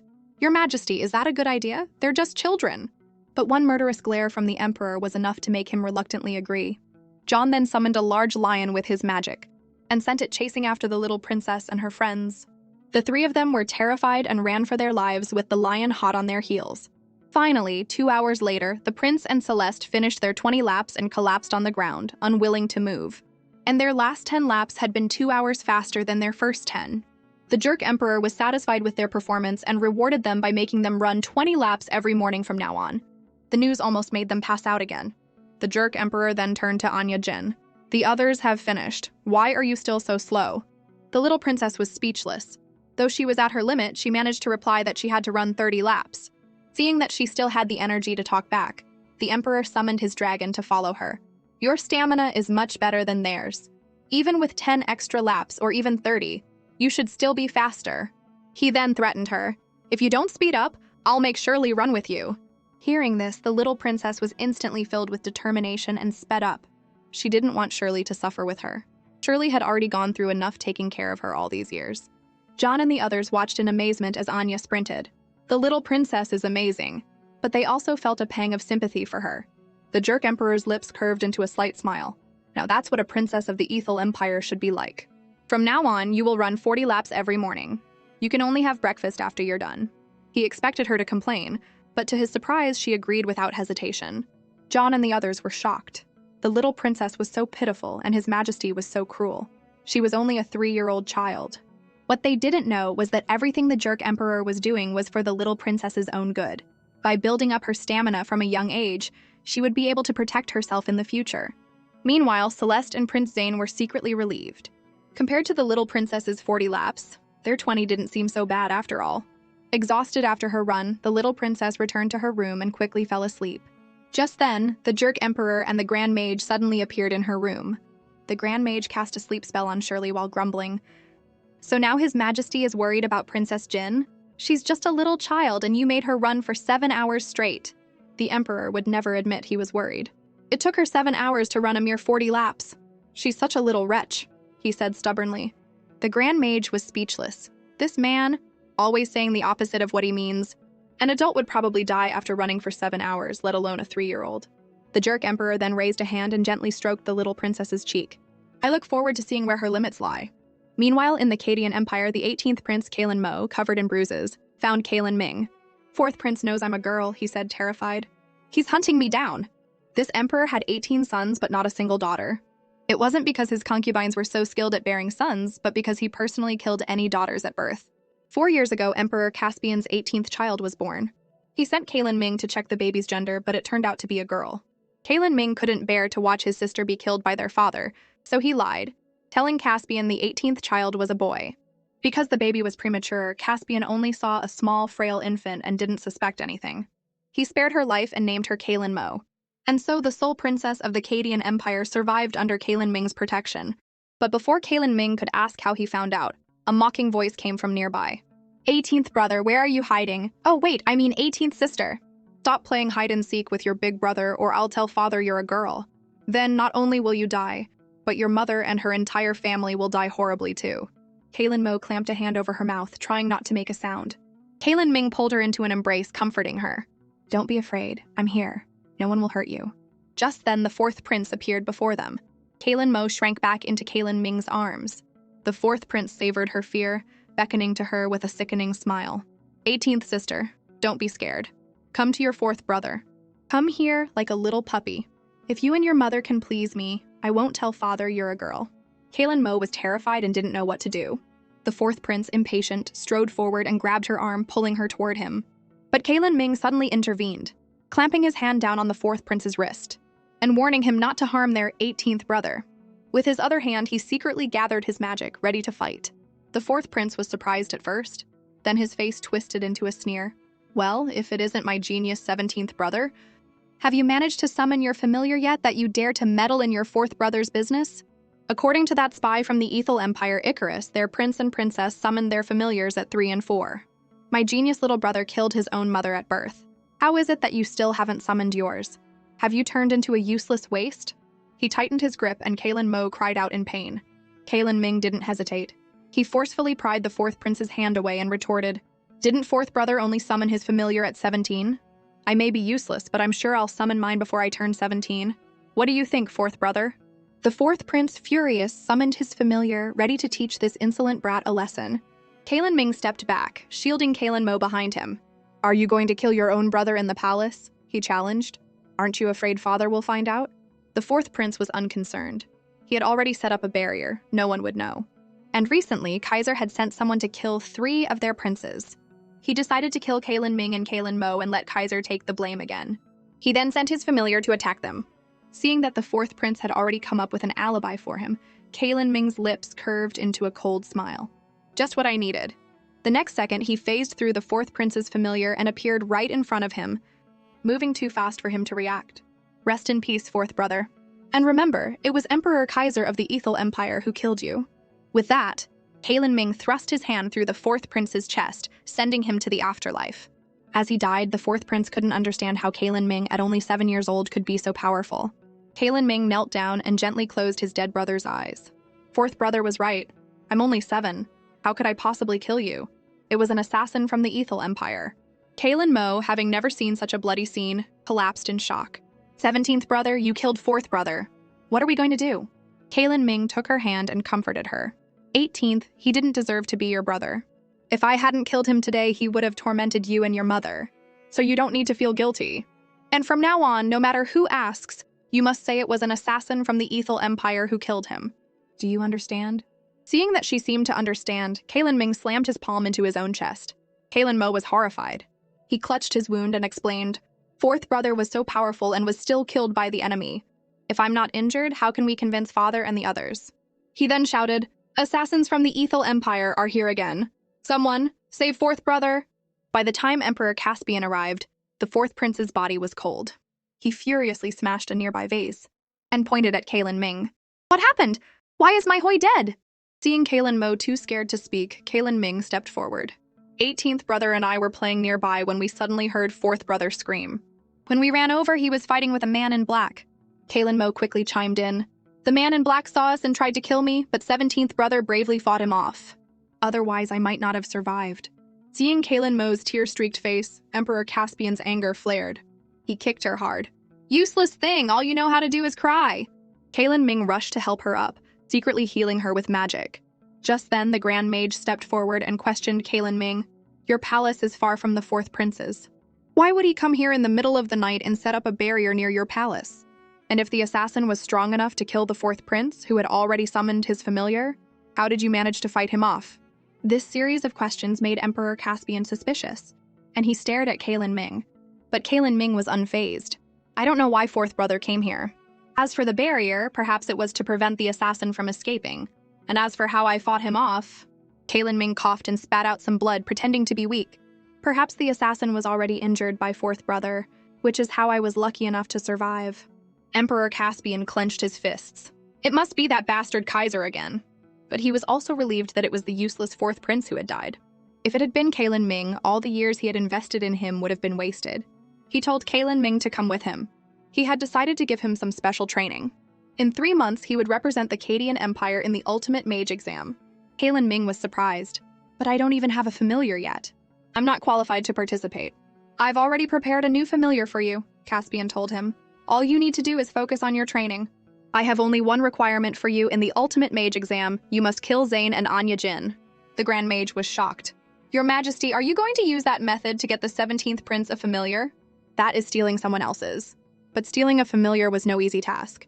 It had to be done while the mage was still alive, using a special formation to forcibly sever the spiritual bond between them.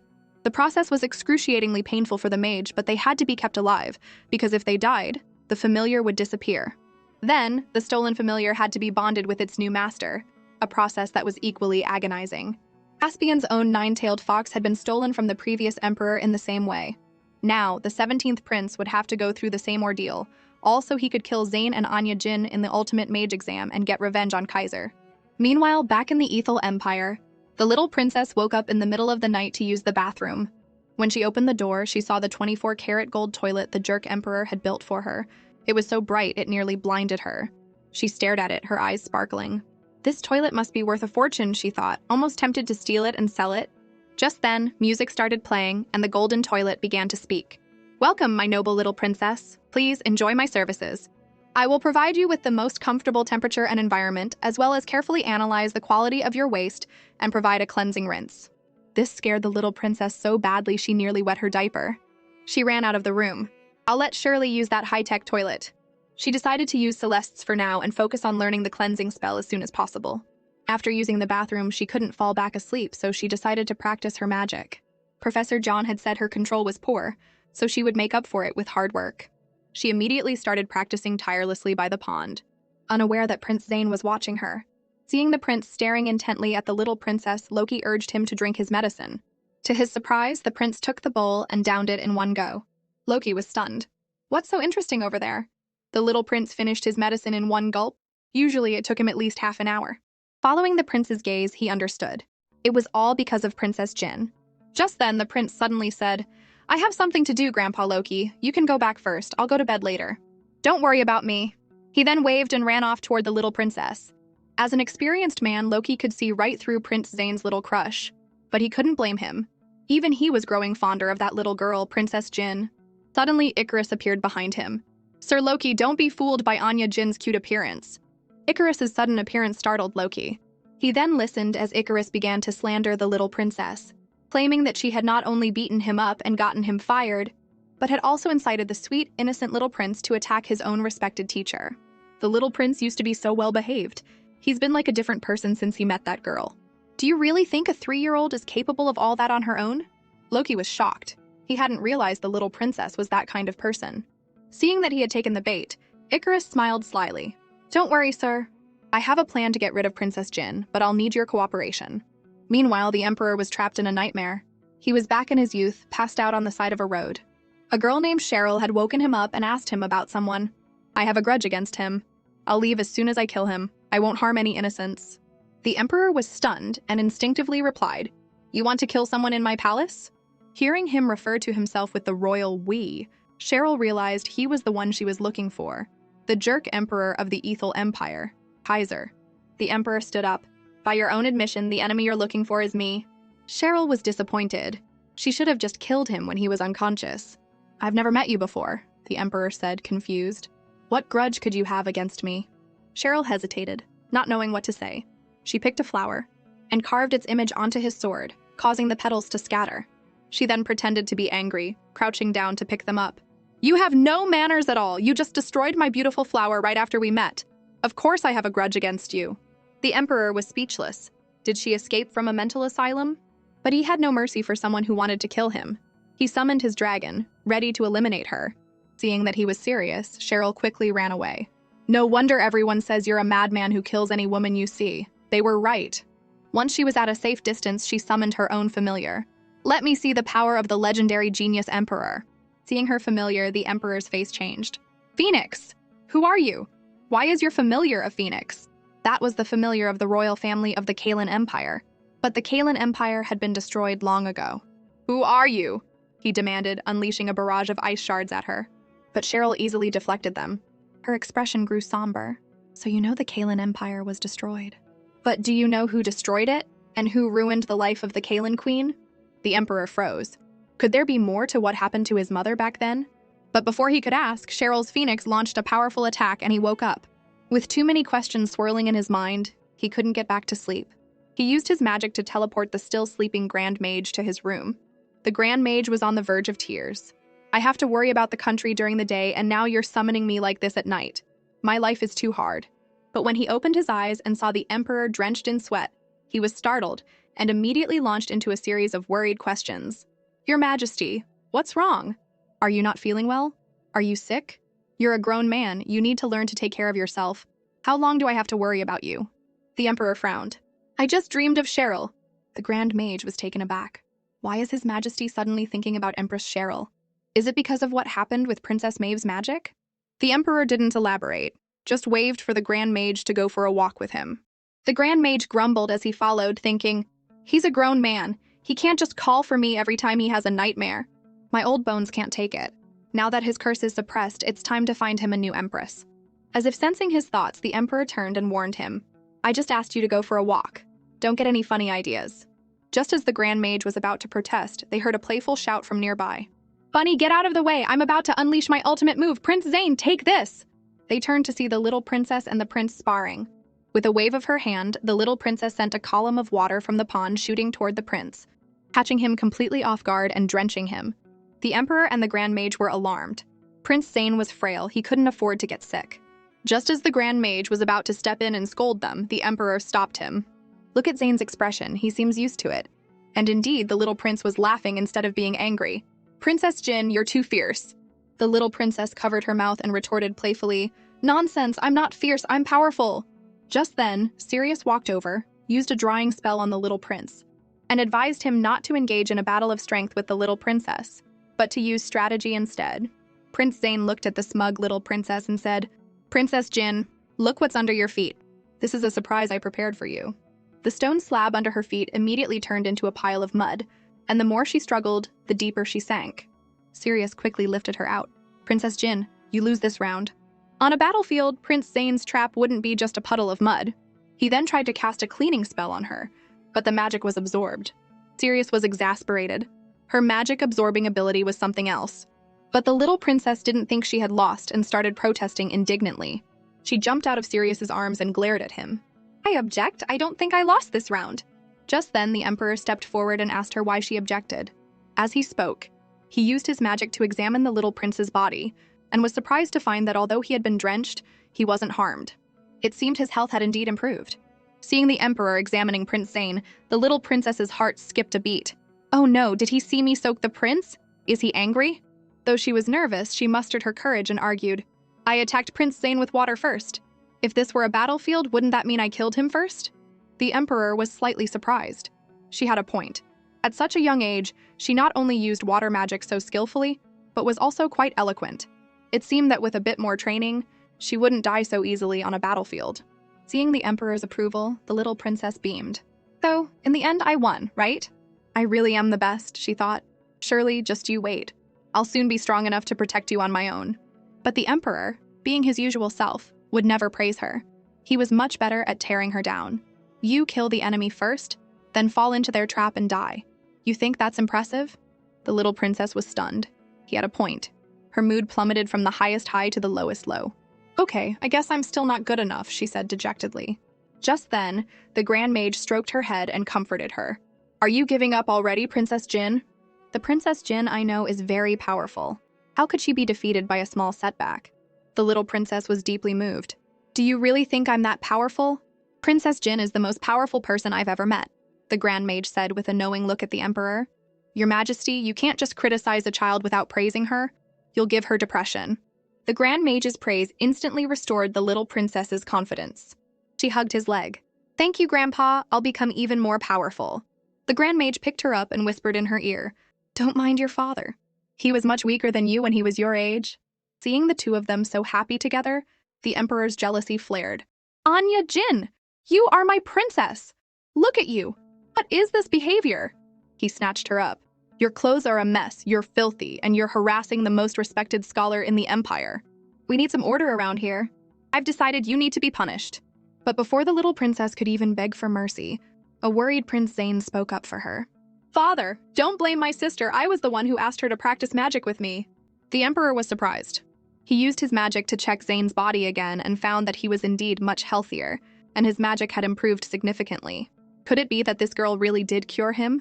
The Emperor decided to take the opportunity to back down. He casually dropped the little princess on the ground. Since Zane has admitted he started it, then you can both be punished together. Sirius, knowing how terrifying the Emperor's punishments could be, quickly stepped in. This training was designed by John and me for the prince and princess. If you must punish someone, please let them go and punish us instead. But to their surprise, the Emperor was firm. No, I must punish them! Both the prince and the princess were stunned. This is it. Father is angry. The punishment is going to be horrible. The Grand Mage and Sirius were also alarmed. They had never seen His Majesty so angry. What were they going to do? But the next second, the Emperor cleared his throat. Then, as punishment, Anya Jin and Zane will have to sleep with me for the next 2 weeks. Everyone present nearly choked. What kind of bizarre punishment is that? I'd rather run 100 laps. Sleeping with this big, cold jerk Emperor? That's terrifying. I can't do it. But only the Grand Mage understood. The Emperor had been having nightmares and just wanted someone to sleep with him. Back when the Ethel Empire was just a semi-colony, he had nightmares every night. The Grand Mage kept him company during the day, but at night, his only companion was his dragon, Blue. When he couldn't sleep, he'd have Blue sing to him, falling asleep to the sound of its roars. But now he had family again. Zane and Princess Jin were sensible children. It would be good for them to stay with him for a while.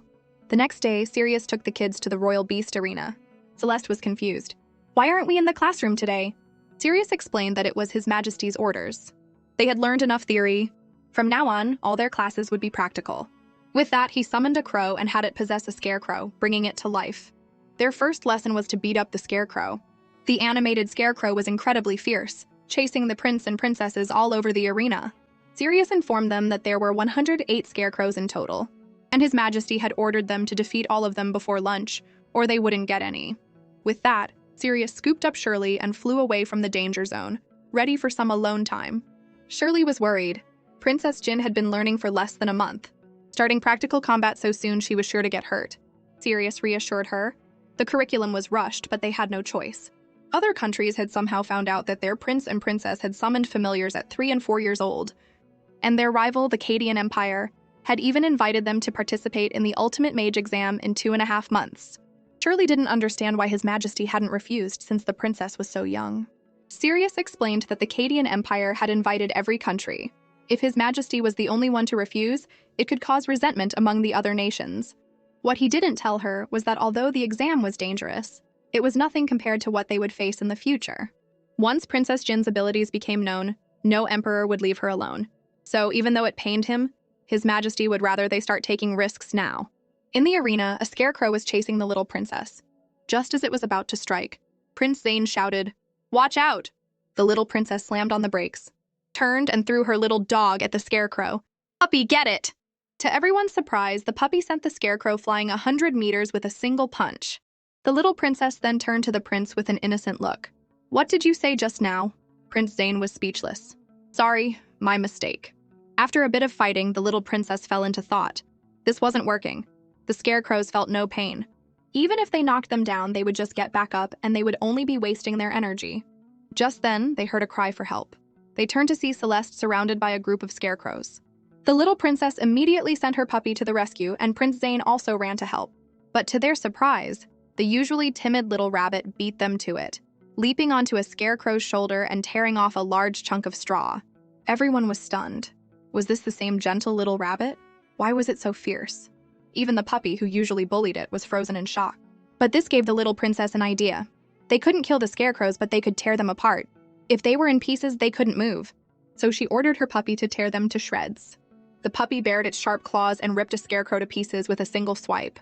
The roles of hunter and prey were suddenly reversed, and the prince and princesses began to frantically chase the scarecrows. Sirius, who had just returned, was dumbfounded. What was going on? They just tore them apart? These scarecrows were imbued with his crow's power. It wasn't much, but to be torn apart so easily? These kids were terrifying. In a short time, they had dealt with all the scarecrows and were cheering in victory. The little princess waved at Sirius. "Sirius, can we go eat now?" Sirius had no choice but to let them go. Just then, John came up behind him. "So? Not easy teaching these kids, is it?" Sirius nodded in agreement. "Not easy at all, especially Princess Jin. Her strategic thinking, reaction time, and explosive power are all extraordinary." He then added worriedly, "But even at their age, it will still be difficult for His Majesty to get them to the level of an ultimate mage." John's face fell. If they couldn't become ultimate mages, his 20 years of salary were really gone for good. All of this was witnessed by the Emperor from a distance. The Grand Mage beside him told him not to worry. A few scarecrows were no match for them. These kids are really something, especially Princess Jin. What a clever little girl to think of tearing those scarecrows apart. The jerk Emperor snorted. "That's just street smarts. On a battlefield, she'd still be slaughtered, and I'm not worried about them." The Grand Mage just smiled without saying a word. His Majesty was still so stubborn. If he wasn't worried, why would he skip lunch to come to the Grand Mage's observation tower just to watch the children? After the battle, the three kids were enjoying a delicious lunch. The little princess was devouring a chicken leg bigger than her face. Shirley kept telling her to slow down, that it was unladylike for a princess to eat like that. The princess said she couldn't help it, she was starving. And besides, she was still more graceful than her puppy. On the table, the little panda was holding 2 large chicken legs, gnawing on them nonstop. The little princess sighed. "I thought pandas only ate bamboo. Are you sure you're not actually a dog?" She asked Loki, the most senior person present, if it was okay for her puppy to eat like that. Loki told her that besides its ugly table manners, it was fine. Familiars didn't actually need to eat since they were crystallizations of their master's magic and got all their energy from them. But some mages practiced special magic that allowed their familiars to consume food or other things and convert them into energy for their master. For example, some misguided mages would have their familiars eat other mages to absorb their magical energy. Hearing this, the little princess suddenly lost her appetite. "According to Grandpa Loki, all the meat the panda eats will end up on my body? At this rate, I'll be a 400-pound fatty in 6 months." Loki seemed to sense her thoughts and reassured her. "You haven't signed a contract with your familiar. What it eats won't be transferred to your body. Within half a day, the food will be converted into a small amount of magic and then dissipate." But inwardly, Loki was thinking, what kind of stupid questions is this girl asking? Icarus said she would destroy the Ethel Empire. He must be lying. Loki's fierce gaze made the little princess's hair stand on end. She thought he had found out she had been secretly feeding Prince Zane apple juice. Just then, Shirley stroked the princess's head. "Princess, the puppy is just a familiar. No one expects a familiar to have manners, but you are a princess. You could learn from Princess Celeste what it means to be a lady." Celeste smiled. "Miss Shirley, don't worry. I think Princess Jin is very cute just the way she is." Even Prince Zane, who was drinking his medicine, agreed. Just then, he stood up, walked over to the little princess, and gently wiped the food from the corner of her mouth with a handkerchief. Celeste was stunned. She hadn't realized how close Prince Zane and Princess Jin had become. Shirley quickly rushed over and took the little princess in her arms, saying that taking care of the princess was a servant's job. But Loki stared at the little princess with a dark expression. Icarus was right. At such a young age, she can already make the prince of the entire empire wipe her mouth. What will she be like when she grows up? This child must die. Just then, the emperor appeared. "Eating so happily. You must think you did a good job today." The Emperor's cold tone made everyone stop eating immediately. He ignored their stares and used his magic to examine Prince Zane's body, finding that he was indeed getting stronger every day. Though he was shocked, he still questioned him. "Since your health is improving, why hasn't your running speed increased?" He then glanced at the little princess who was still gnawing on her chicken leg. "Anya Jin, you fulfilled your end of our 1-month agreement. Zane is indeed healthier. What do you want as a reward?" Loki was displeased. She hadn't done anything for the past month, but Prince Zane's health had really improved. She was getting all the credit. The little princess's eyes lit up. She forgot all about her chicken leg and asked the Emperor, "Can I really have anything?" Seeing her expectant look, Loki was even more annoyed. Such a cunning little girl. She's probably going to ask for a mountain of gold. But to everyone's surprise, all she asked for was for Prince Zane to be allowed to eat 1 apple a day. Loki was stunned. This wasn't right. The girl didn't want money or power. The Emperor was intrigued and asked her to explain. The little princess was coy. "Aren't you curious what I did to Prince Zane this past month, father? The truth is, I didn't do anything." Loki's hostility toward her lessened slightly. It seems this girl isn't as bad as Icarus said. At least she's honest. But the next second, the little princess grinned mischievously. "Actually, when Grandpa Loki wasn't looking, I secretly added a little apple juice to the dragon's blood." Loki was shocked. "You gave Prince Zane that low-class fruit juice behind my back. This girl is so devious. She really does deserve to die." The little princess quickly explained. "I remember Grandpa Loki said Prince Zane was too weak to eat apples directly, so I gave him diluted apple juice, and he was completely fine." Loki snorted. "You're lucky the prince didn't have a reaction, or 100 deaths wouldn't be enough to atone for what you did." But inwardly, he began to question his own medical skills. He had never even considered that fruit juice could be medicinal. He had been a renowned physician for so many years for nothing. Just then, the little princess took his hand. "Grandpa Loki, don't be angry. I just want to help Prince Zane get better. You said that what a familiar eats can be transferred to its master. Since the prince can't eat apples directly, could we have the little rabbit eat an apple every day and transfer the nutrients to him? You're the most amazing person I know, Grandpa Loki. Can you help Prince Zane? I want him to get well soon." Loki was deeply moved. This girl genuinely wants to help Prince Zane. Icarus must have been lying to me. How could a girl as kind and lovely as Princess Jin be a bad person? Her words also moved Prince Zane. "Princess Jin is only thinking about my health. She's so good to me." Celeste saw the prince staring at Princess Jin, his face flushed, and felt a pang of envy. They had such a good relationship. Just then, the jerk Emperor spoke. "Zane, since your health has improved, you will run an extra 10 laps every morning." Celeste's envy vanished, replaced by pity. The little princess felt a little awkward. Had she indirectly gotten Prince Zane into trouble? But the next second, the Emperor's cold voice rang out again.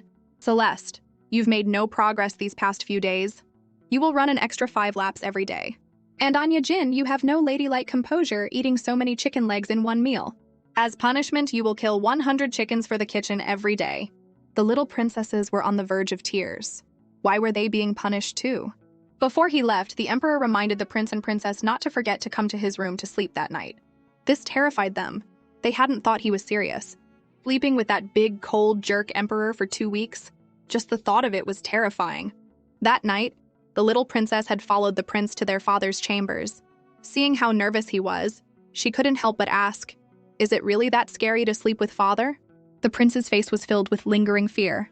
It turned out that as a baby, Zane had slept with the Emperor, only to be kicked out the window in the middle of the night.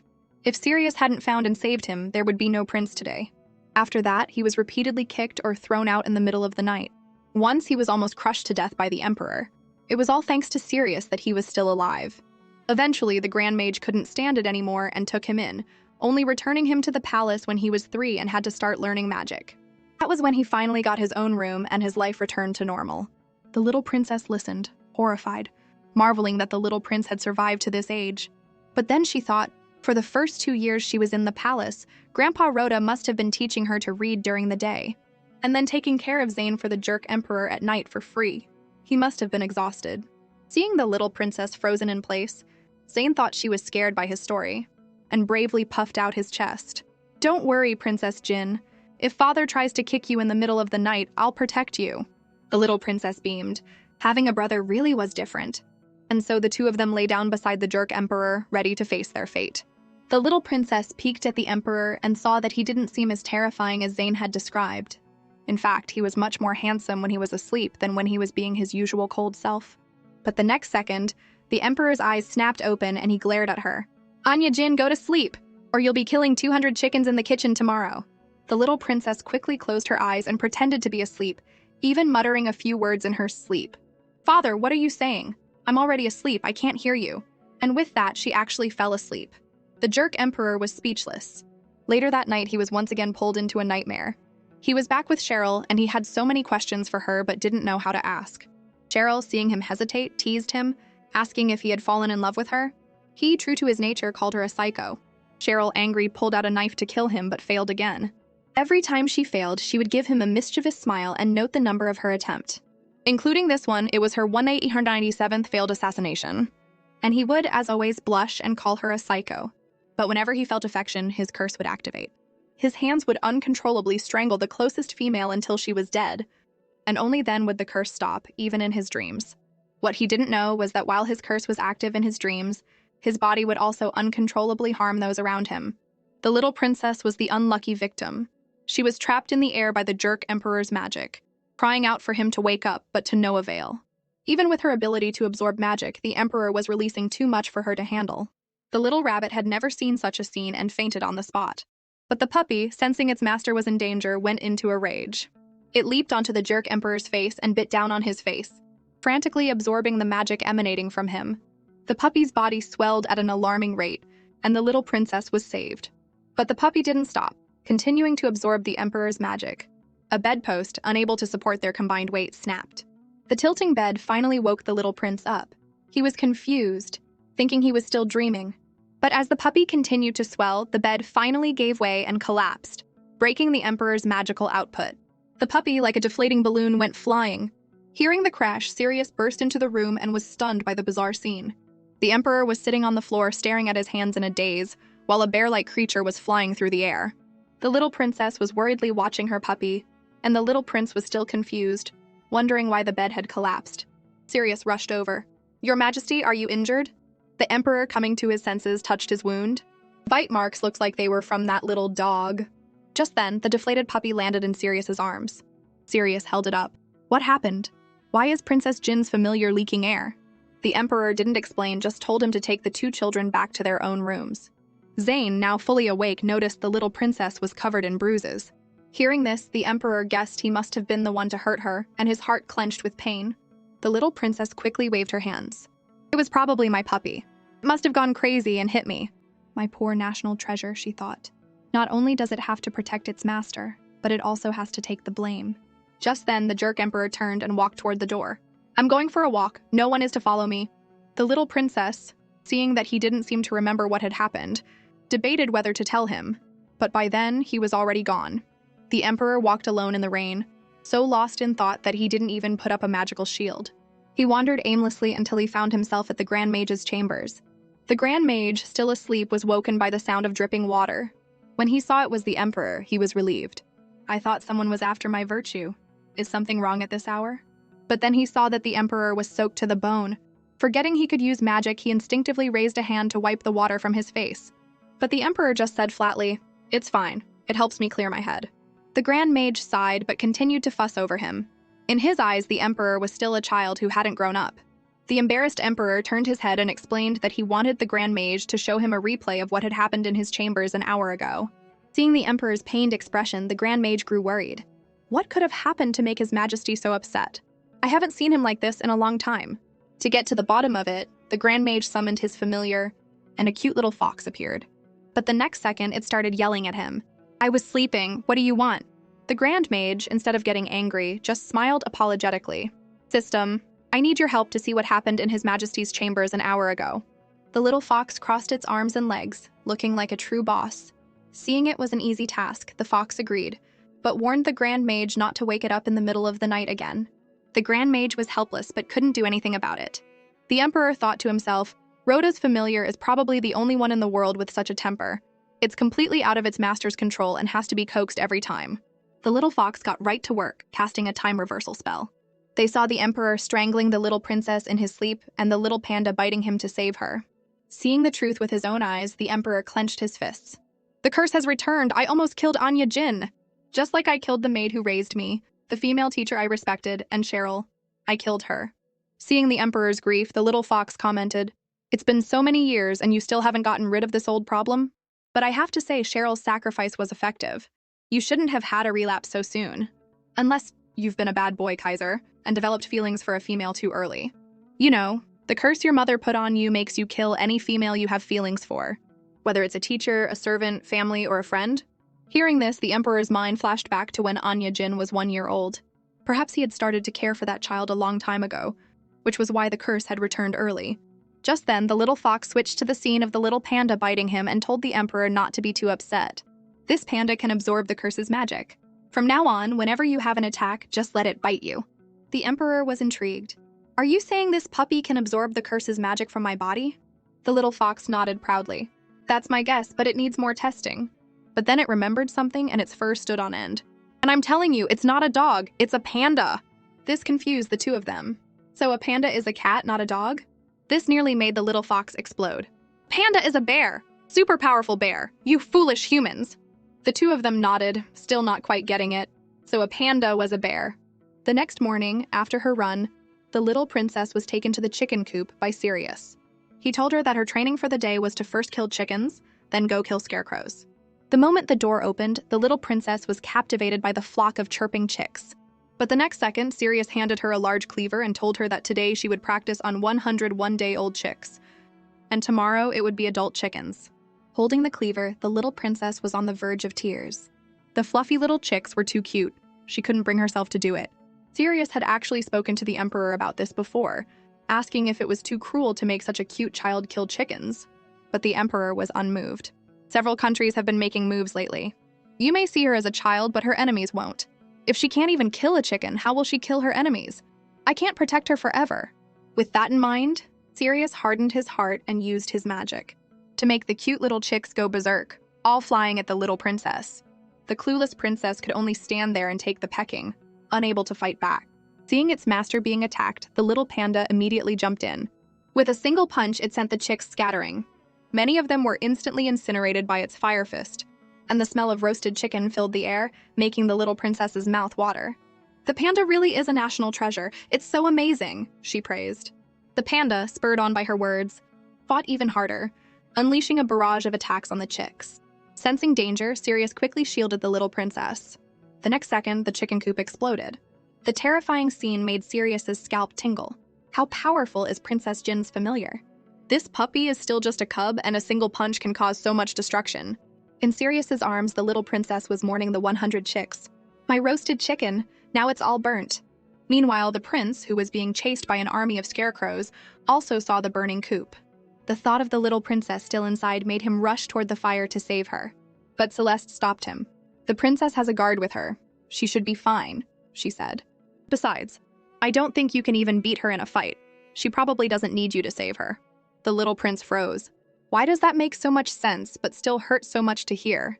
It's all my fault I'm so useless, he said dejectedly. Princess Jin is in danger, and I can't do anything to help. I'm just a burden.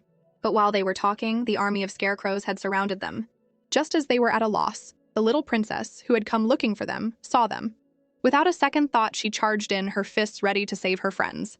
The little panda, radiating fire, rushed into the scarecrow army, and the next second, a sea of flames engulfed them. Sirius was horrified. The fire was getting bigger, and Prince Zane and Celeste were still inside. Just then, the Jerk Emperor's dragon descended from the sky. It spat out a mouthful of vintage 82 water, instantly extinguishing the blazing scarecrow army. The little princess clapped. Father is so amazing. It's a waste for you not to be a firefighter. But the next second, the Jerk Emperor snatched her up, laughing so happily. You think you're so powerful, so proud of your abilities? The little princess pouted. She had just wanted to help Prince Zane and Celeste defeat the scarecrows. But the Jerk Emperor wasn't having it. But you know your control is weak, that your magic often goes out of control, yet you still used it so recklessly? If I hadn't been here today, Zane and Celeste might have been burned to death by your fire. Do you understand your mistake? Sirius knew His Majesty was truly angry this time. The Emperor had loved Empress Cheryl so much, and she had sacrificed herself to suppress his curse, leaving him with only Prince Zane. If anything happened to the prince, His Majesty would probably go on a rampage.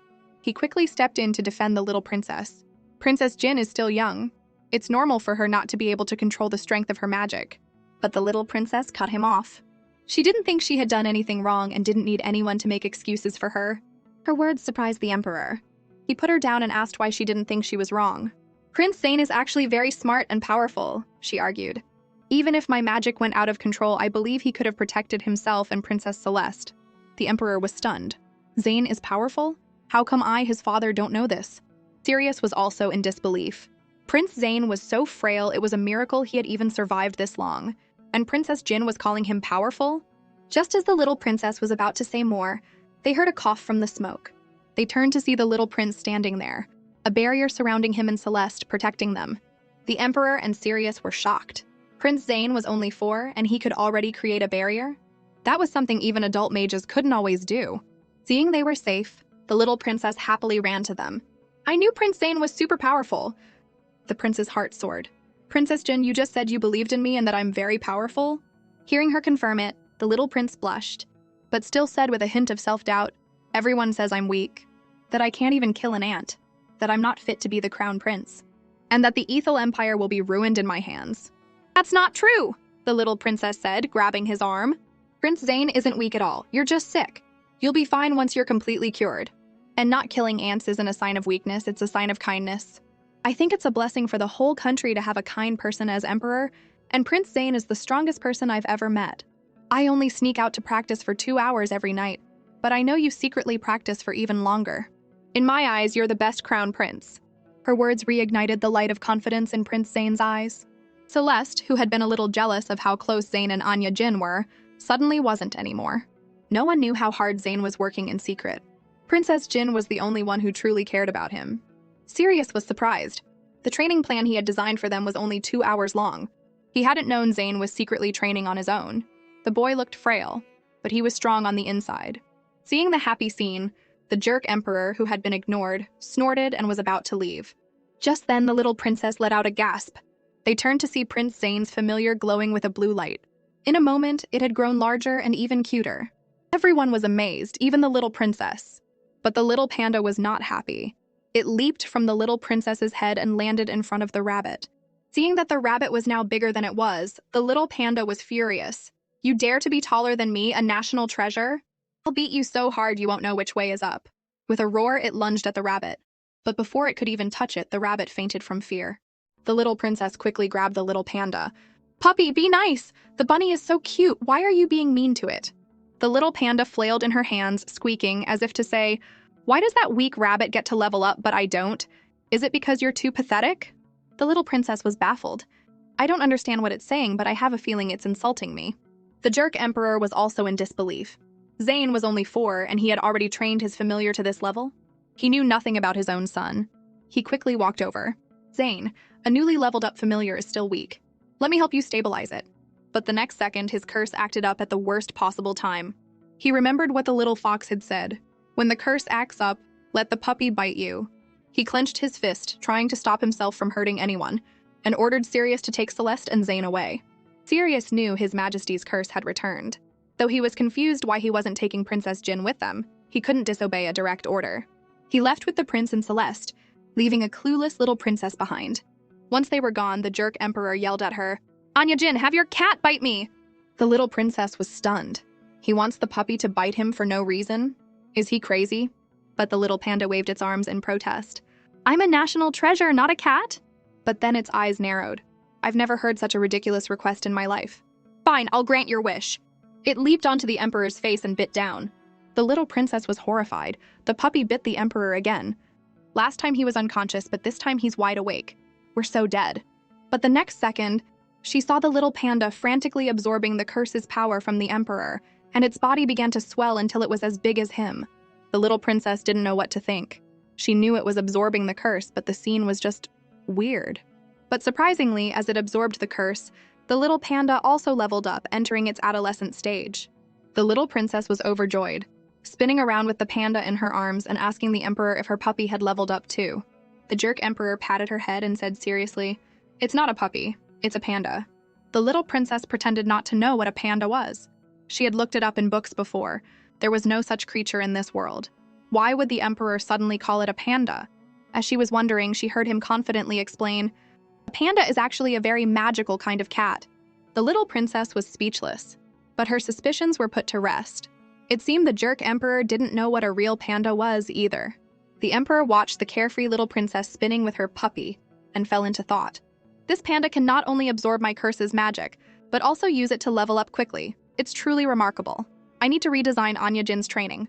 At night, the emperor was staring out the window, trying to figure out how to intensify Anya Jin's training.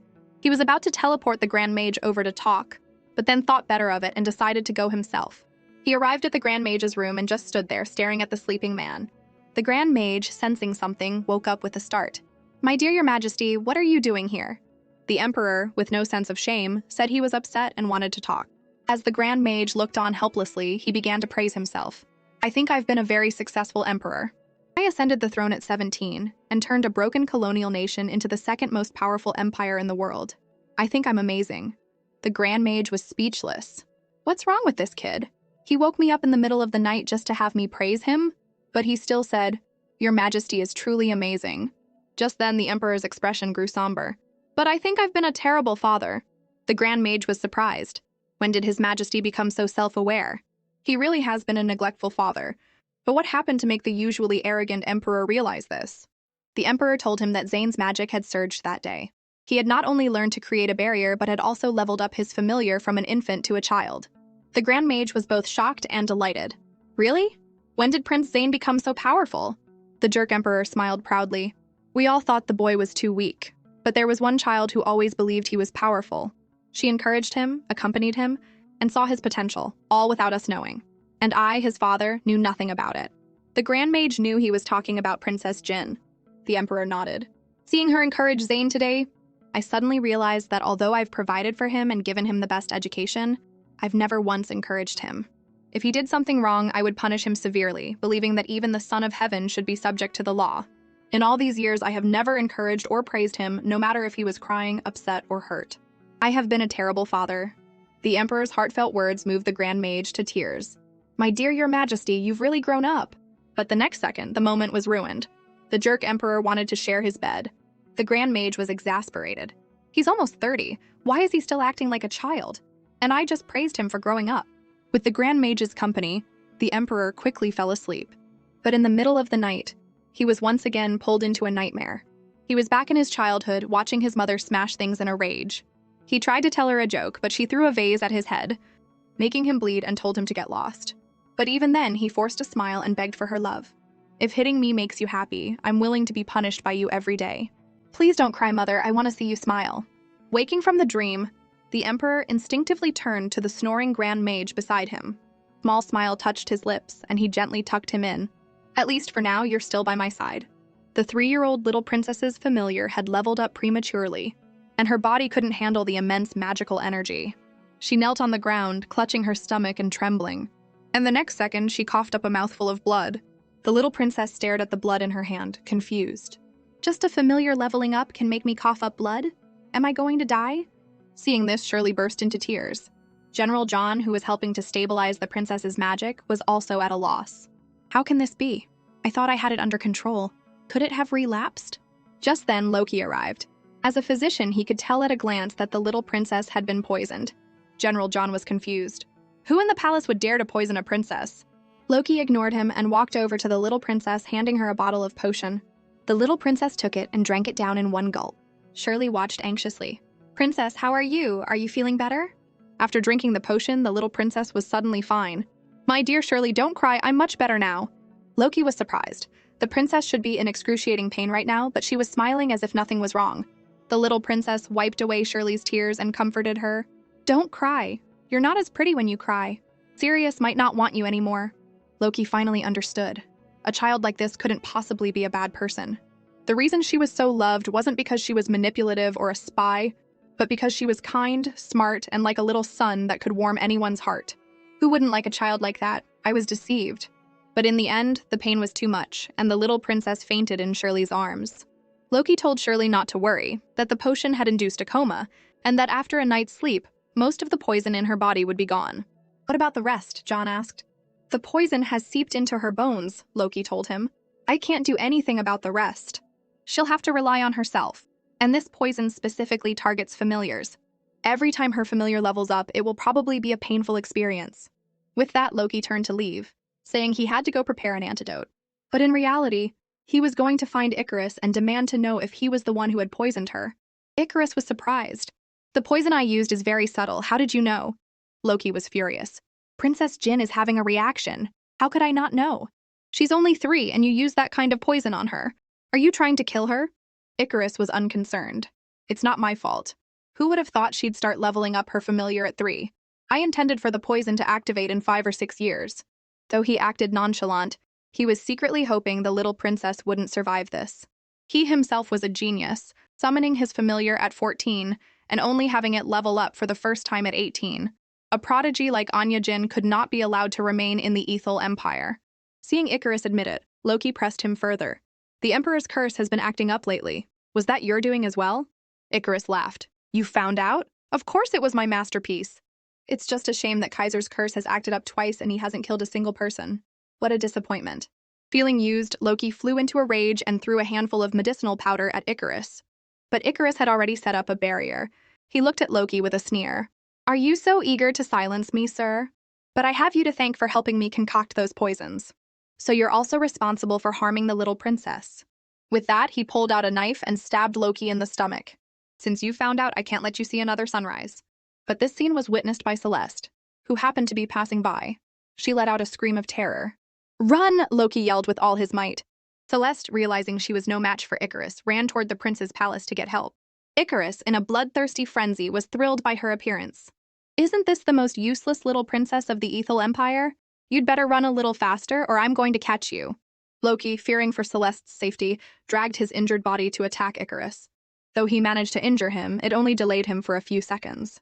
Icarus pushed him aside and chased after Celeste. Useless little princess, I'm coming for you. Loki dragged himself to the little princess's chambers. Sirius rushed to support him. What happened to you? Who did this? Loki staggered toward the little princess. It doesn't matter who did it. If I hadn't been so suspicious of this child, none of this would have happened. He took a list from his pocket and placed it on her bed. This is an antidote recipe I wrote for Princess Jin. You can try it, but it might not be completely effective.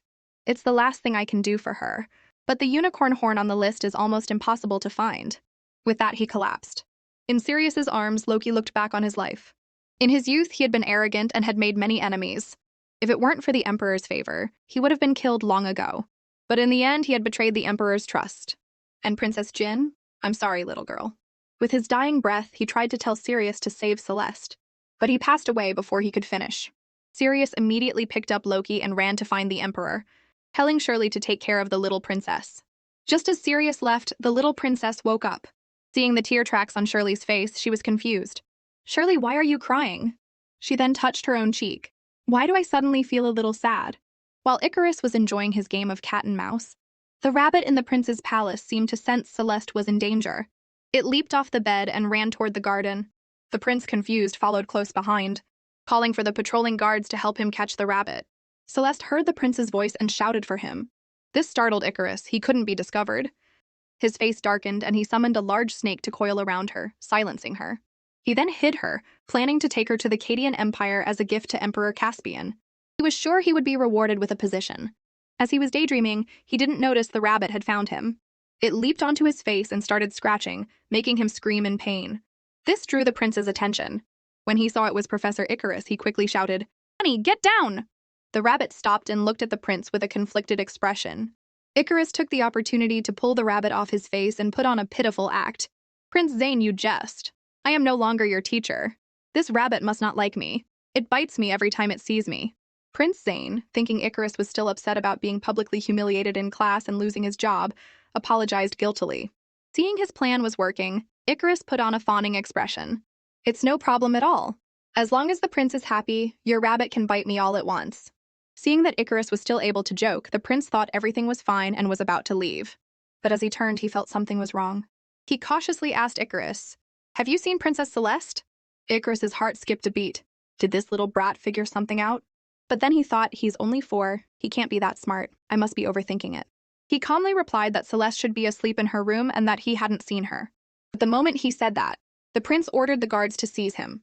Icarus panicked but still tried to bluff his way out. "What are you doing?" But behind his back, he was already gathering his magic. The prince had seen Celeste's fan on the ground near Icarus's feet.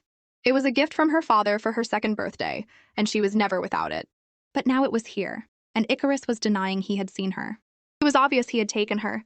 Icarus never would have imagined that the usually weak little prince could be so assertive. He had been outsmarted. Seeing his plan had failed, he pulled out a vial of poison and threw it at the prince. A guard immediately jumped in front of him, sacrificing his own life. Seeing his attack had failed, Icarus muttered, "Useless fools, you deserve to die," and fled. Meanwhile, in the dungeons of the Cadian Empire, Emperor Caspian was helping Kalen Ming steal a familiar. He used the last of his magic to complete the ritual. Exhausted, he turned to leave, telling Kalen Ming to rest and that in 3 days, he would begin his special training to ensure he could kill Anya Jin and the others in the ultimate mage exam. The Grand Mage was secretly envious. His Majesty really dotes on the 17th Prince. This amazing familiar was originally meant for His Majesty, but by a strange twist of fate, it has been given to him. It turned out to be the 5-pointed divine wood from the Eastern world, a legendary item that had shocked the world when it first appeared 30 years ago. He hoped the 17th Prince could live up to its legacy. After they left, Kalen Ming went to the dying white-haired old man and helped him up. "I'm sorry, I didn't mean to steal your familiar. I didn't expect it to be a dragon." The old man was shocked. "You just called it a dragon?" It turned out he was also a transmigrator, and this dragon was his special ability. But before he could do anything with it, he had been imprisoned by Caspian for 36 years. He grabbed Kalen Ming's hand and said seriously, "In this world, you must call it the Great God." Just as Kalen Ming was about to ask why, a teleportation circle appeared. He recognized it as Icarus's. Did something happen in the Ethel Empire? He told the old man to wait, that he would be right back, and stepped into the circle. It was indeed Icarus who had summoned him. It turned out that months ago, when Kalen Ming had first met Anya Jin in the palace toilet, she had removed the Emperor's tracking claw from him, as he was trying to figure out how to escape. Icarus had appeared and revealed that he was a spy for the Cadian Empire. To prove it, he had shown him the ruby Caspian had given him, and used his family's unique teleportation circle to send him back. This time, he had summoned Kalen Ming to take him to the Cadian Empire. He presented Celeste. "This is Princess Celeste of the Ethel Empire, a token of my loyalty. I no longer want to be a spy, I want a position in the Cadian Empire." Kalen Ming thought, "Icarus knows I've been to the Ethel Empire and probably knows I have magic. I can't let him work in the Cadian Empire."